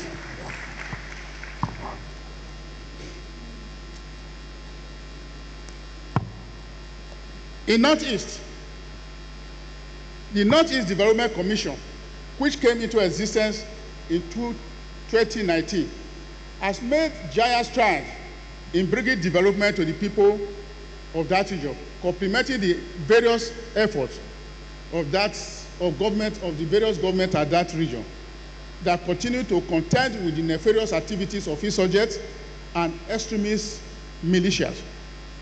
For example, the Northeast Development Commission is currently constructing 44.8 kilometer Ongwo, Koshebe, Gadamari, Dosuma, and Gogorom road, which is a road linking several communities, agrarian communities, in the Jere Bowl. Jere Bowl is an agrarian area which spans over 2 local governments, Jere and Mafa local government of Borno State. This project has been on the drawing board for more than 40 years, but with the new initiatives in regional development, the Northeast Development Commission is literally taking the bull by the horn. The Jere Bowl is the agricultural hub of the Northeast with vast fertile soil and seasonal.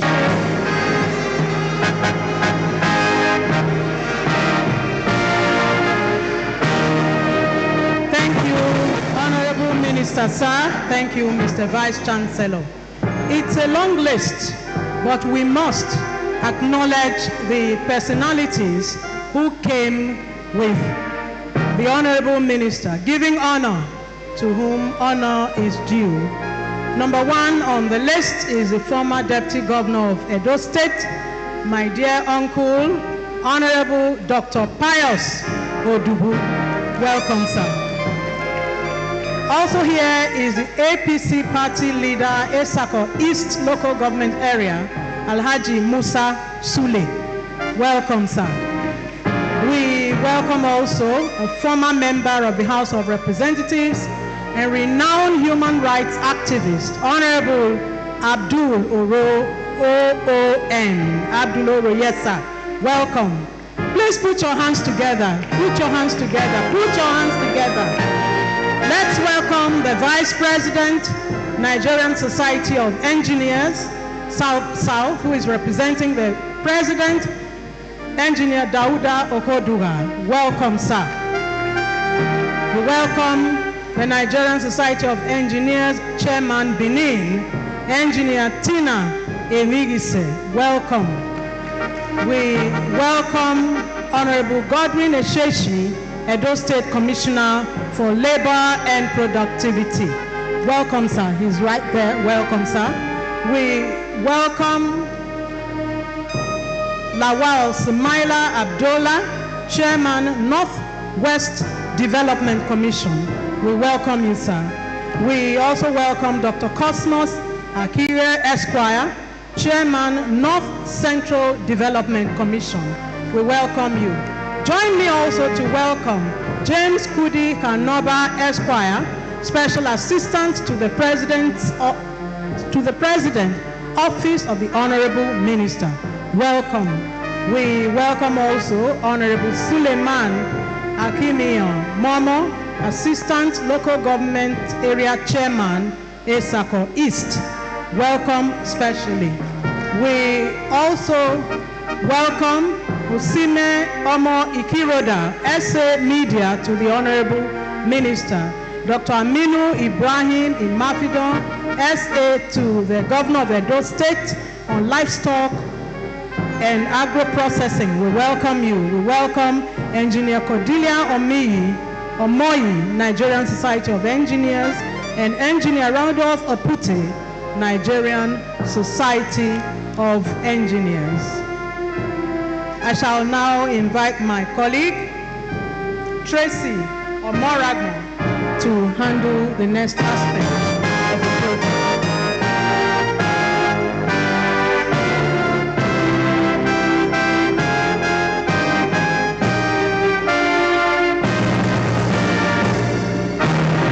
Thank you, McDonald. Greatest Uniben. Greatest Uniben. Please, I'd like to feel the Uniben spirit in the house. Greatest Uniben. Great. Great.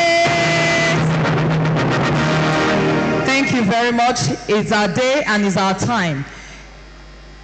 We are going next to our very next item, which is the cultural extravaganza.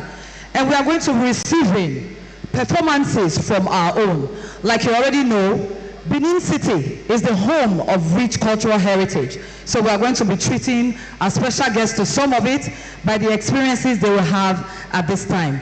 We are going to receive performances from the students of the Department of Theatre Arts here at the University of Benin. But first, let us receive performances for 5 minutes only from pupils from our University Staff School here in Benin City. Please, let's put our hands together to welcome them.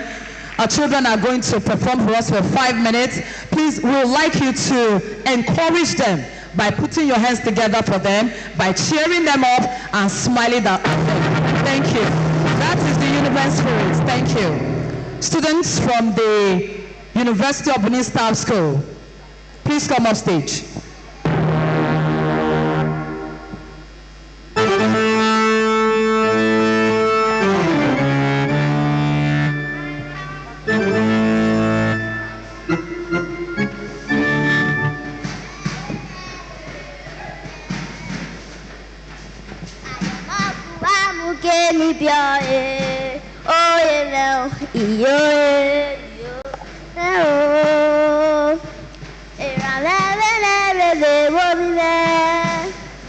Oh,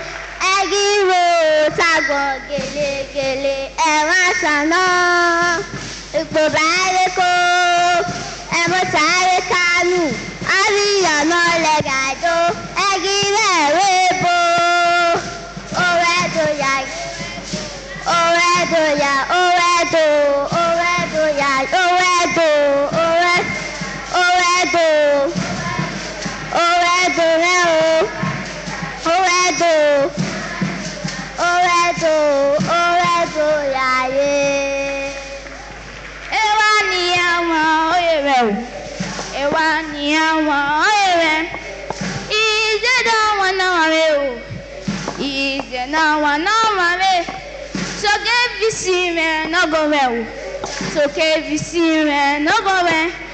Ewa o.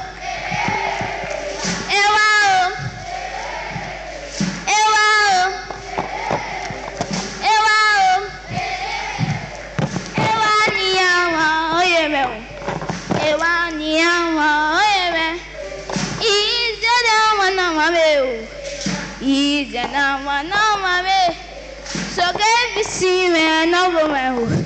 So KVC man, no go well. Ewa o.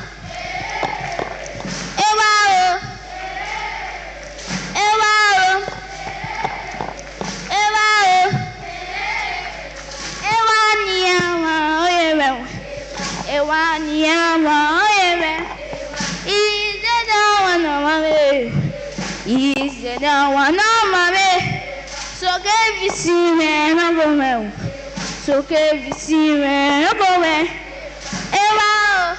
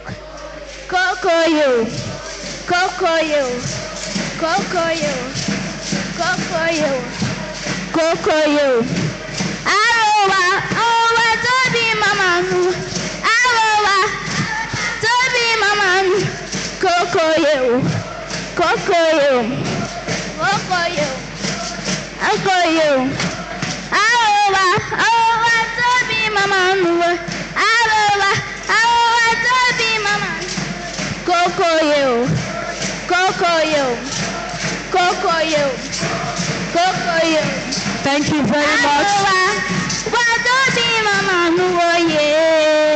Thank you. Please appreciate our students from the University Staff School here on campus. Thank you. I'd like to quickly appreciate, please let's receive warmly the presence of Honorable Araniel Momo Mbakwe, former local government chairman, Esako East local government. Please let's put our hands together to celebrate him. We welcome you, sir. Thank you very much. We appreciate your presence. At this time, ladies and gentlemen, please let us receive together with joy the performance of students of theater arts of the University of Benin. I wish we will celebrate them. Please let's celebrate our own theater arts, please.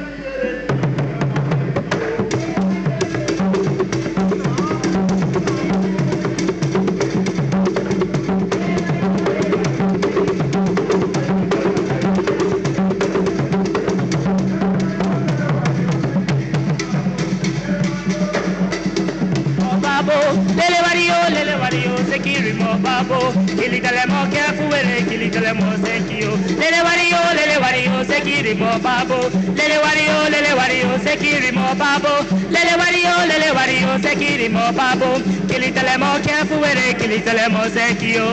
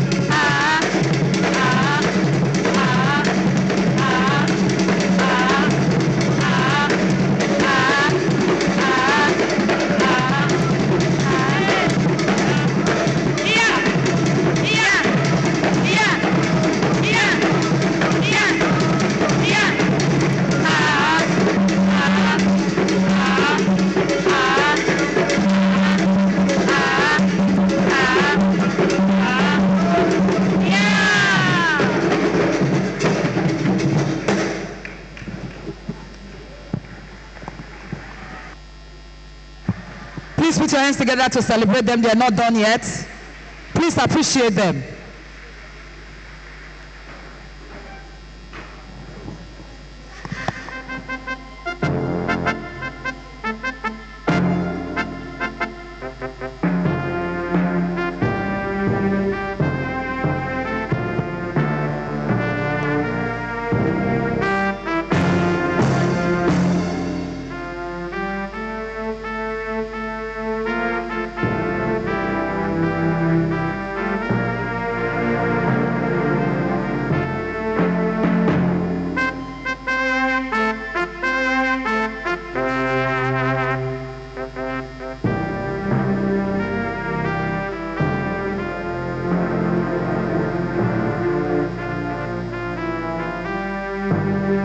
Now wetin dey vex me for dis country?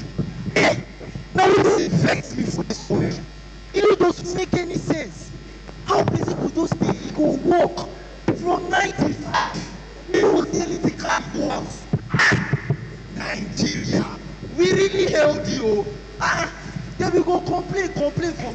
Say we no dey see anything carry go house. They will say, have we not given you take-home salary? Take-home salary that cannot even take us home. Hey, Nigeria, you see, this vex why we dey vex for our country. America don dey follow me vex. I'm God to abeg. Make we no just dey this country. Make God forbid o come go. Naga. You see this thing wey you dey do? Which kind of akara you go buy from mama house at home? Why no go talk like that? For this country.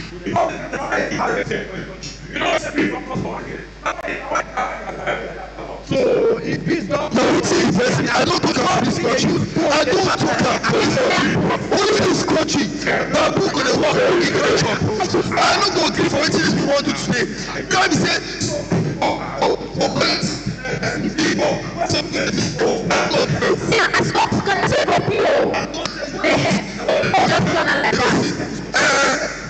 una very on.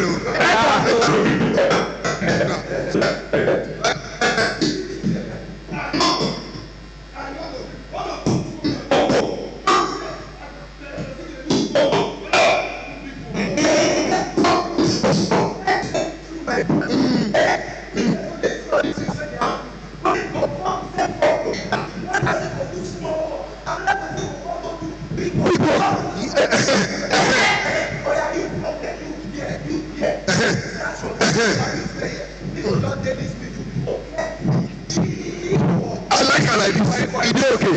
It dey okay. Person, that's what I had. You don't do person. That's what I had. You don't have carry one. That's what I had. You don't be get person. That's what I had. You don't be person.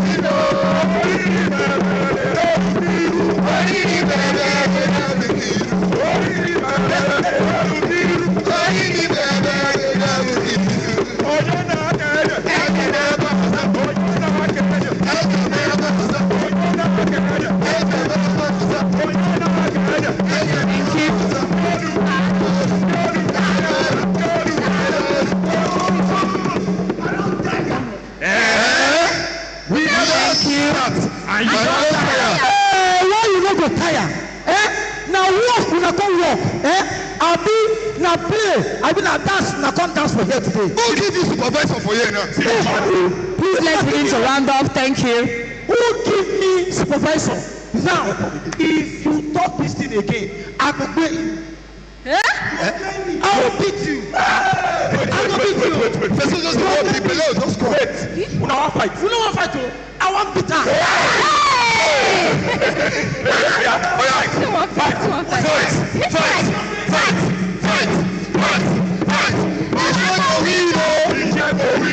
We shall go win. Thank you very much. Students of the Department of Theatre Arts, University of Benin. Please let us celebrate them. Let's encourage them. We appreciate you. Thank you.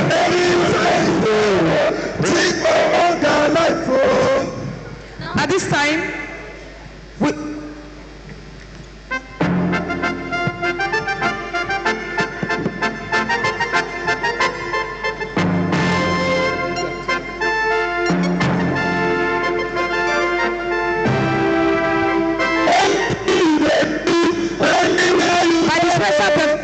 by the special permission of the Vice Chancellor, he said you should quickly continue and then end your beats. Thank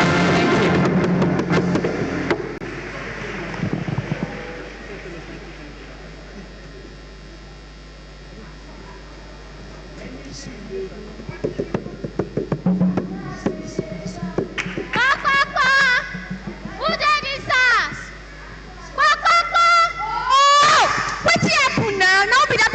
From my house.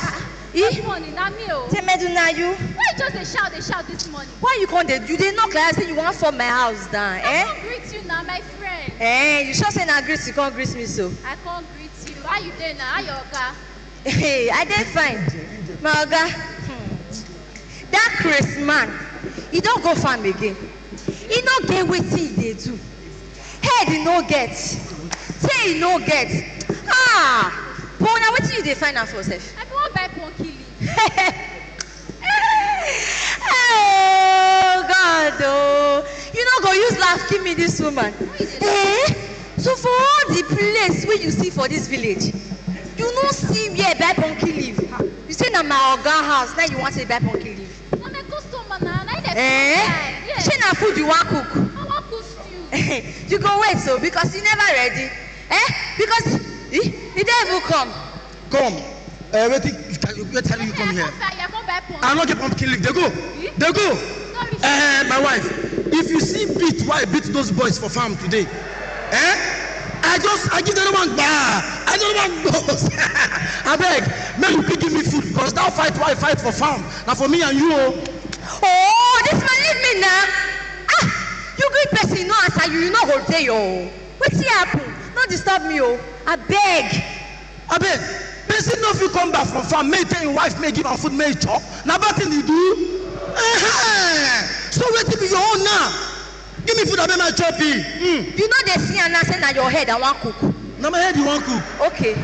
Now the leaf be this one, so why you say cook your head? God, when people they marry wife, I remember when I did soldier, I go settle for less. You settle for less. I settle for less. You settle for less. I settle for less. Now God I go punish you. God go punish me. Yes, so me want you. Hey! He said God go punish me. This woman say God go punish me. How did they do am again? Hey! Men are help me. Better stay one place, man, no fall. Men are come o. I beg, no beat am. Jesus. I beg. Hey, no beat am. Oh, Jesus, why you dey beat me now? Wetin happen? You no see this woman? I will kill am. Leave me make I kill this man. Leave me make I kill this man. Who you be? Every time you go dey fight for your wetin happen? Oga abeg who you be? I be angel. I be angel. Na true. E be like say na true. Right? You no get eye before make you see me. Abeg, don't go carry you come. I wan continue to beat this woman. Baba God say you don see all the wahala wey una two dey put yourself inside. He say make I come settle am. May I give una two one wish. Anything wey you talk for this life, as you talk am back am, Baba God go do am. God, I thank you. I thank you because as I come back now, when I dey comot for morning, I count my orange. When I count this orange, na 12 na carry pikin for back, so wey don ripe. But as I come back now, e no dey again. Now I wan make God give me power. Make God give me power. See this orange wey dey so. Anytime wey I dey anywhere, e get even na small pikin o, or momo, or big one o, wan pluck this orange. Once I shout, grip am. Make the person stand down for that place like postman. You no see wetin I dey face? Jesus. Say na orange you wan die put this man, you go die put for that orange. Brother, Hey. power dey, you no wish for power. Na orange flat belly dey or 6 parts dey, my brother. You no wish for am. Na me you dey shout grip am. Hey, okay o, Baba God don hear you. Woman, make your wish, make I dey go. I don dey Make I talk. Wetin I wan talk, e no too much o. Na that small thing. Wetin I go e no go pass make God give you this one or that one. Na so women dey want these days. This man, when you talk your own, I no disturb you. Aunty, make your wish now. We shall see. Angel. Aunty, I want make God send death come. That black one. We be say if he come, anything wey dey road go wipe am comot. Na that one I want. Make you for pray. Make God give your husband money. You say make God send death come. Wetin you wan use death take do this one? Thank you. Useless man. Na wetin fit you na? As if you say you no wan use your life do better thing. Na orange tree you wan die put, you go die. Brother, na you marry this one. My brother, he shock me as he take shock you. He marry me put for house. Yes. Look me. Okay, as una don talk am so, Baba God don hear me, Baba God don hear you. E go be now, I don dey go. Angel, abeg no vex. You say make death come give me. You say make death come give me, be bad woman. Oh yeah, he don't do, He don't do. No, they cry. No, if they cry like this, very sweet me. No, they cry. Chineke. Ina food that boy, Ina food that boy. Say and say I know dey. We are one high. That boy dey musogu. Ngwa musogu adiro. Chineke. Is it that me and you will die yakina? Landlord, me I know say na your house rent. If you do not give me my money also, we will die. Landlord, no vex. See now, as it take be so, we go do trade by barter. I now dey owe you for 2 years. And you know say, since why I come this compound, things dey good for me. I wan make you take something for my compound. May you take am as payment. You see this orange, e don ripe. You pluck anyone wey you want first, may you go. Kpata, tomorrow I go bring you the money. You see, the time that you came to collect a house for me, I know you are a God sent. Is it not that orange thing? Pluck the ripe one. You know, for the past 12 years now, you have not paid us rent. I think na 2 years. No, it's 12 now. Oh, yeah, pluck now, pluck, landlord. So if I should pluck, you know. Don't worry. This one is life. Ripe. I should pluck. Pluck. Now me give you access. He said I should pluck. Grip am. Chineke. He said what is happening here? I cannot leave my heart here. That place where you dey so, and a day you want it tomorrow. Waiting to happen now. You go agree say, I come landlord for 3. Yes, so I get power. I feel come you now. Now, the landlord, you go talk say I know they owe you again. Swear. Jesus. He said, I say nothing to that. Nothing to that. He said, come and remove me from here. Oh, you still get him out to the shout. You better begin to swear now. Tell him make it swear. In fact, no swear say I don't owe you again. Swear say this house now na my own.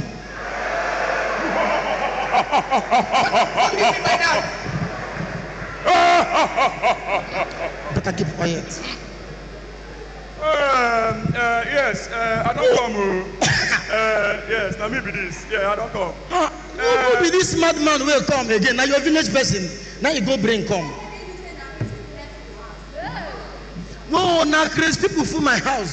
This person don't look like madman. My people. I beg no cost me. I got wait till you fair come. So you don't know who I be? Who you be? I be dead now.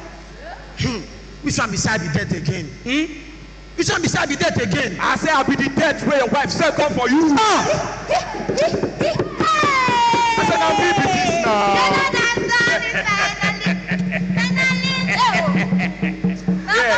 I did. No worry, don't bring anything.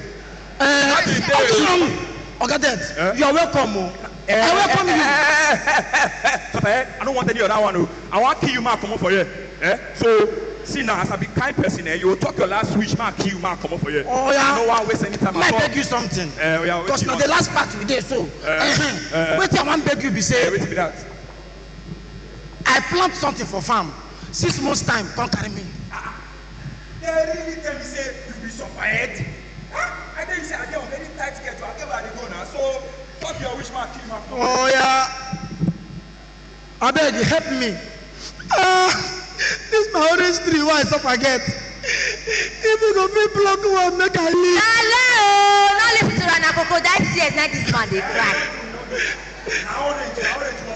Just block him. If you block him once you block him. I beg help me.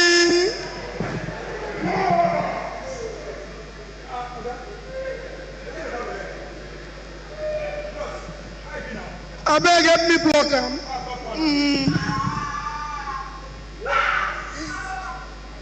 Grip him.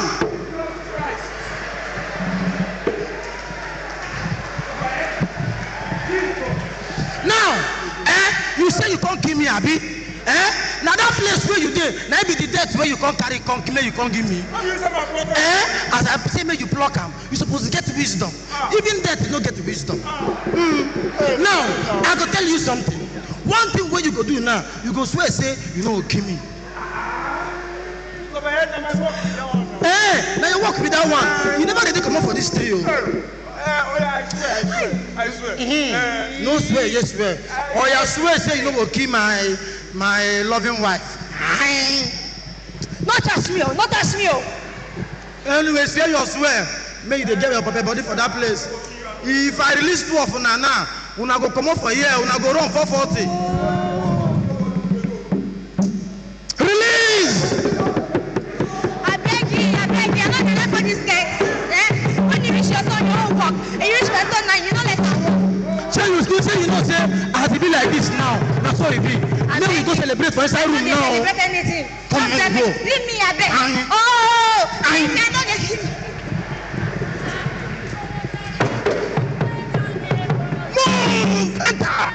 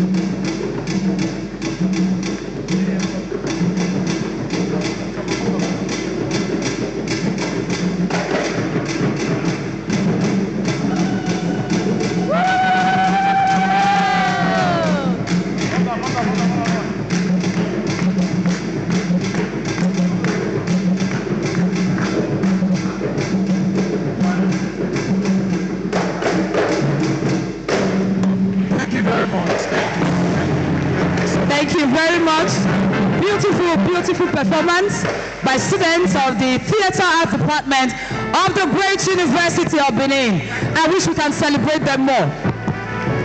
That is our own indigenous performance for us and by us. Ladies and gentlemen, University of Benin has got it all types of entertainment. This time, in a few minutes, in about 3 minutes, we are going to receive performance by the group called the Uniben Huntsmen. You may just see them and call them the trumpeters, but they are called the Uniben Huntsmen. And this group, ladies and gentlemen, is led by the former University of Benin PRO and a senior lecturer in the department, in the Faculty of Education, and presently Deputy Director of Alumni Relations, University of Benin. I'm talking about the person of Dr. Michael Osasui. The Uniben Huntsmen, please. 3 minutes of performance. Thank you.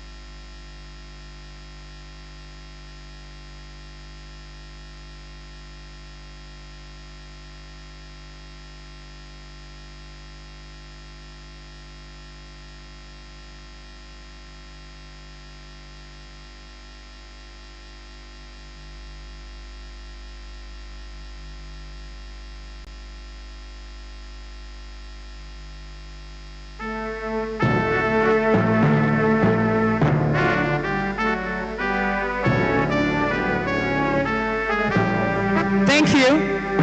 That was the Uniben Huntsmen. Thank you very much. Everything that has a beginning surely has an end. Ladies and gentlemen, at this time, I'll be calling on the chairperson, University of Benin Ceremonials Committee, Professor Mrs. Isoke Igbinosa, to give a vote of thanks.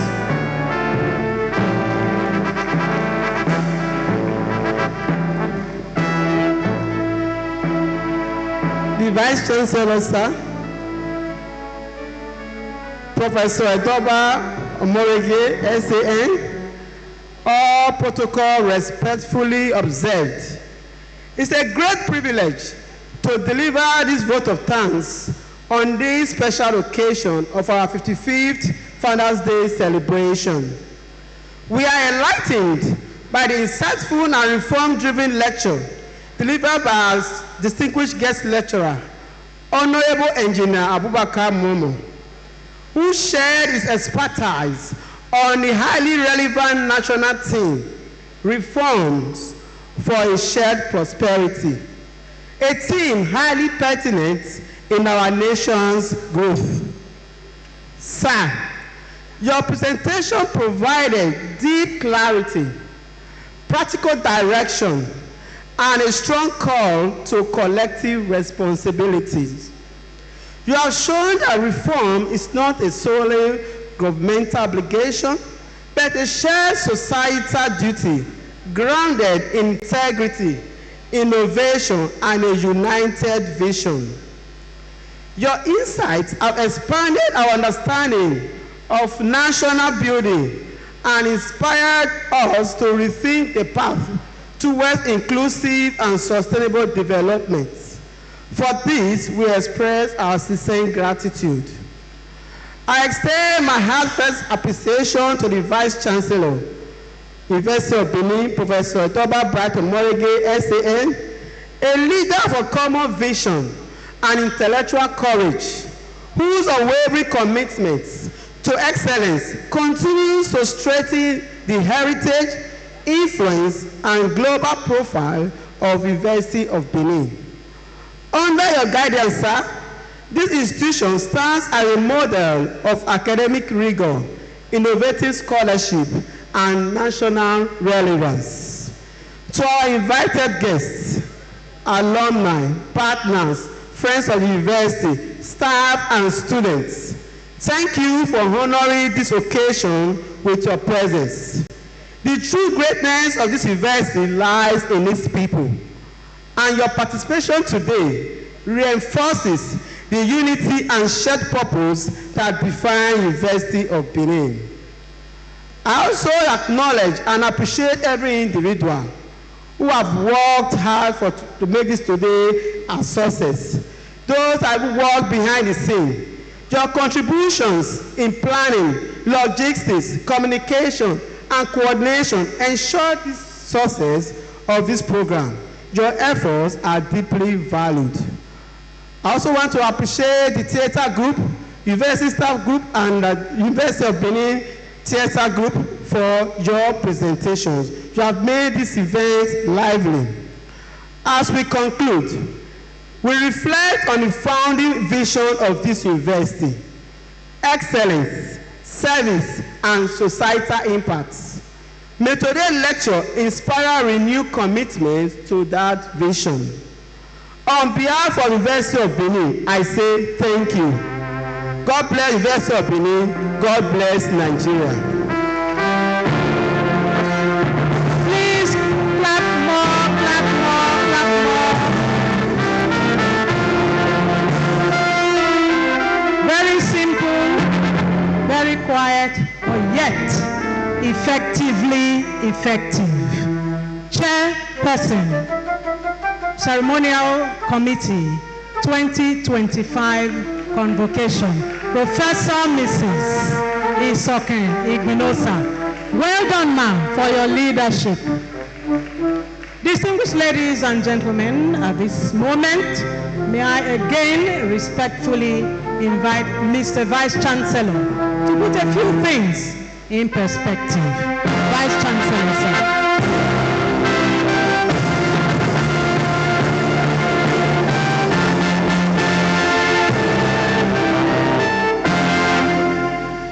Thank you very much, GPR. Of course, we are just about to round off, but I thought I should put this on record because there's a saying that the person who has offered thanks for good work done has prepared the grounds for further good work to be done. And so, on behalf of the University of Benin, I want to especially thank the Honorable Minister for Regional Development, alumnus of distinction, Engineer Abubakar Momo, for two wonderful things that he did. He has already mentioned one, which is the rebuilding of our burnt Department of Chemistry. But only recently, when I visited the minister, he pledged that he's going to provide us with street lights, solar street lights.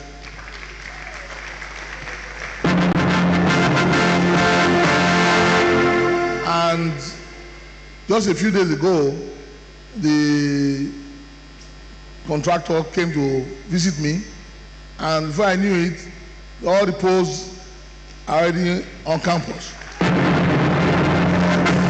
And in fact, even as the 2 days we went visiting the Tortive to invite him formally for this year's convocation, as I returned, I saw that, and I'm sure you must have noticed it, that all around the campus we have the platform for the post already constructed. So on behalf of the university, once again, let me thank Honorable Minister for the wonderful work he has done. We believe that as an alumnus and a privileged one who is in a position to take a decision, we will continue to prioritize the University of Benin for purposes of further development. Thank you, sir, and God continue to bless you and take you back to Abuja and to everywhere you want to go to as you are here. Thank you so much. God bless you. Thank you, Mr. Vice Chancellor. Honorable Minister, sir, Mr. Vice Chancellor, distinguished ladies and gentlemen, if you look over there, there is this beautiful birthday cake, Uniben's birthday cake, 55 years. And so I want to respectfully invite the Honorable Minister and Vice Chancellor, assisted by principal officers, Vice Chancellor's wife, our mother, please join. Cut the birthday cake. Former VC, sir.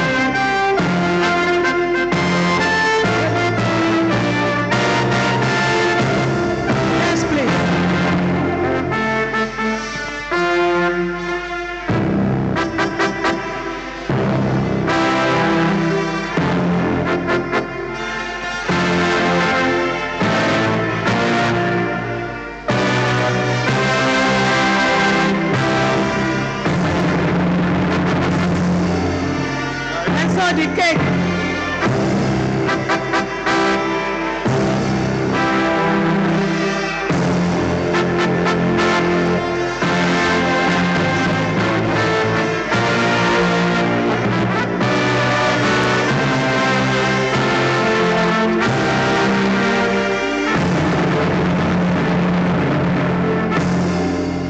And so we are going to count 55. Starting with 1. Let's count together, or you count after me. 1, 10, 25, 30, 45, 46, 47, 50, 52, 54, 55.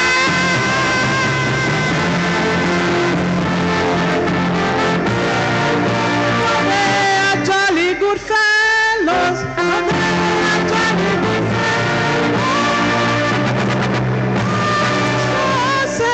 all of us. Please, I pray your indulgence. Let's return so that we can close formally.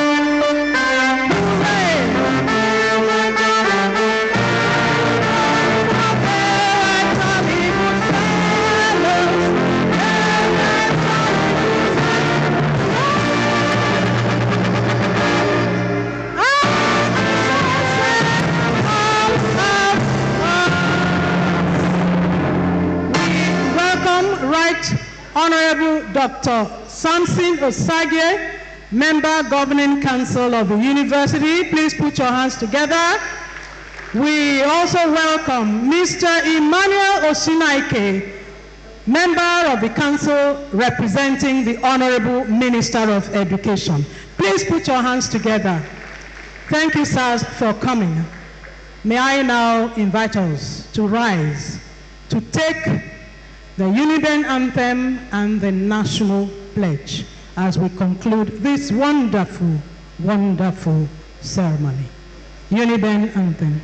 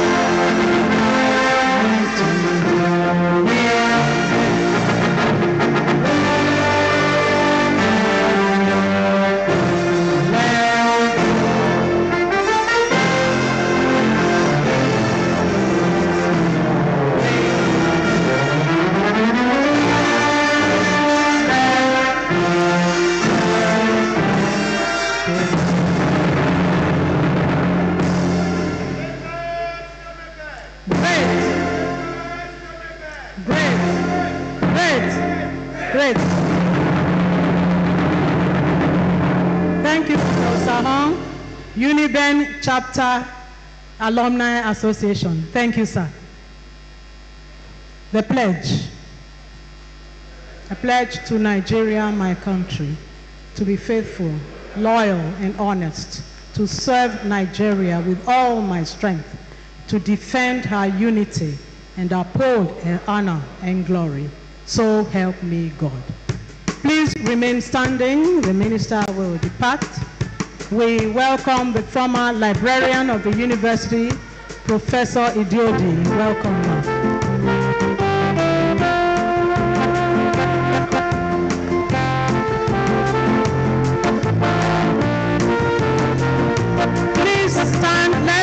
Minister and his entourage and Vice Chancellor and principal officers leave the auditorium.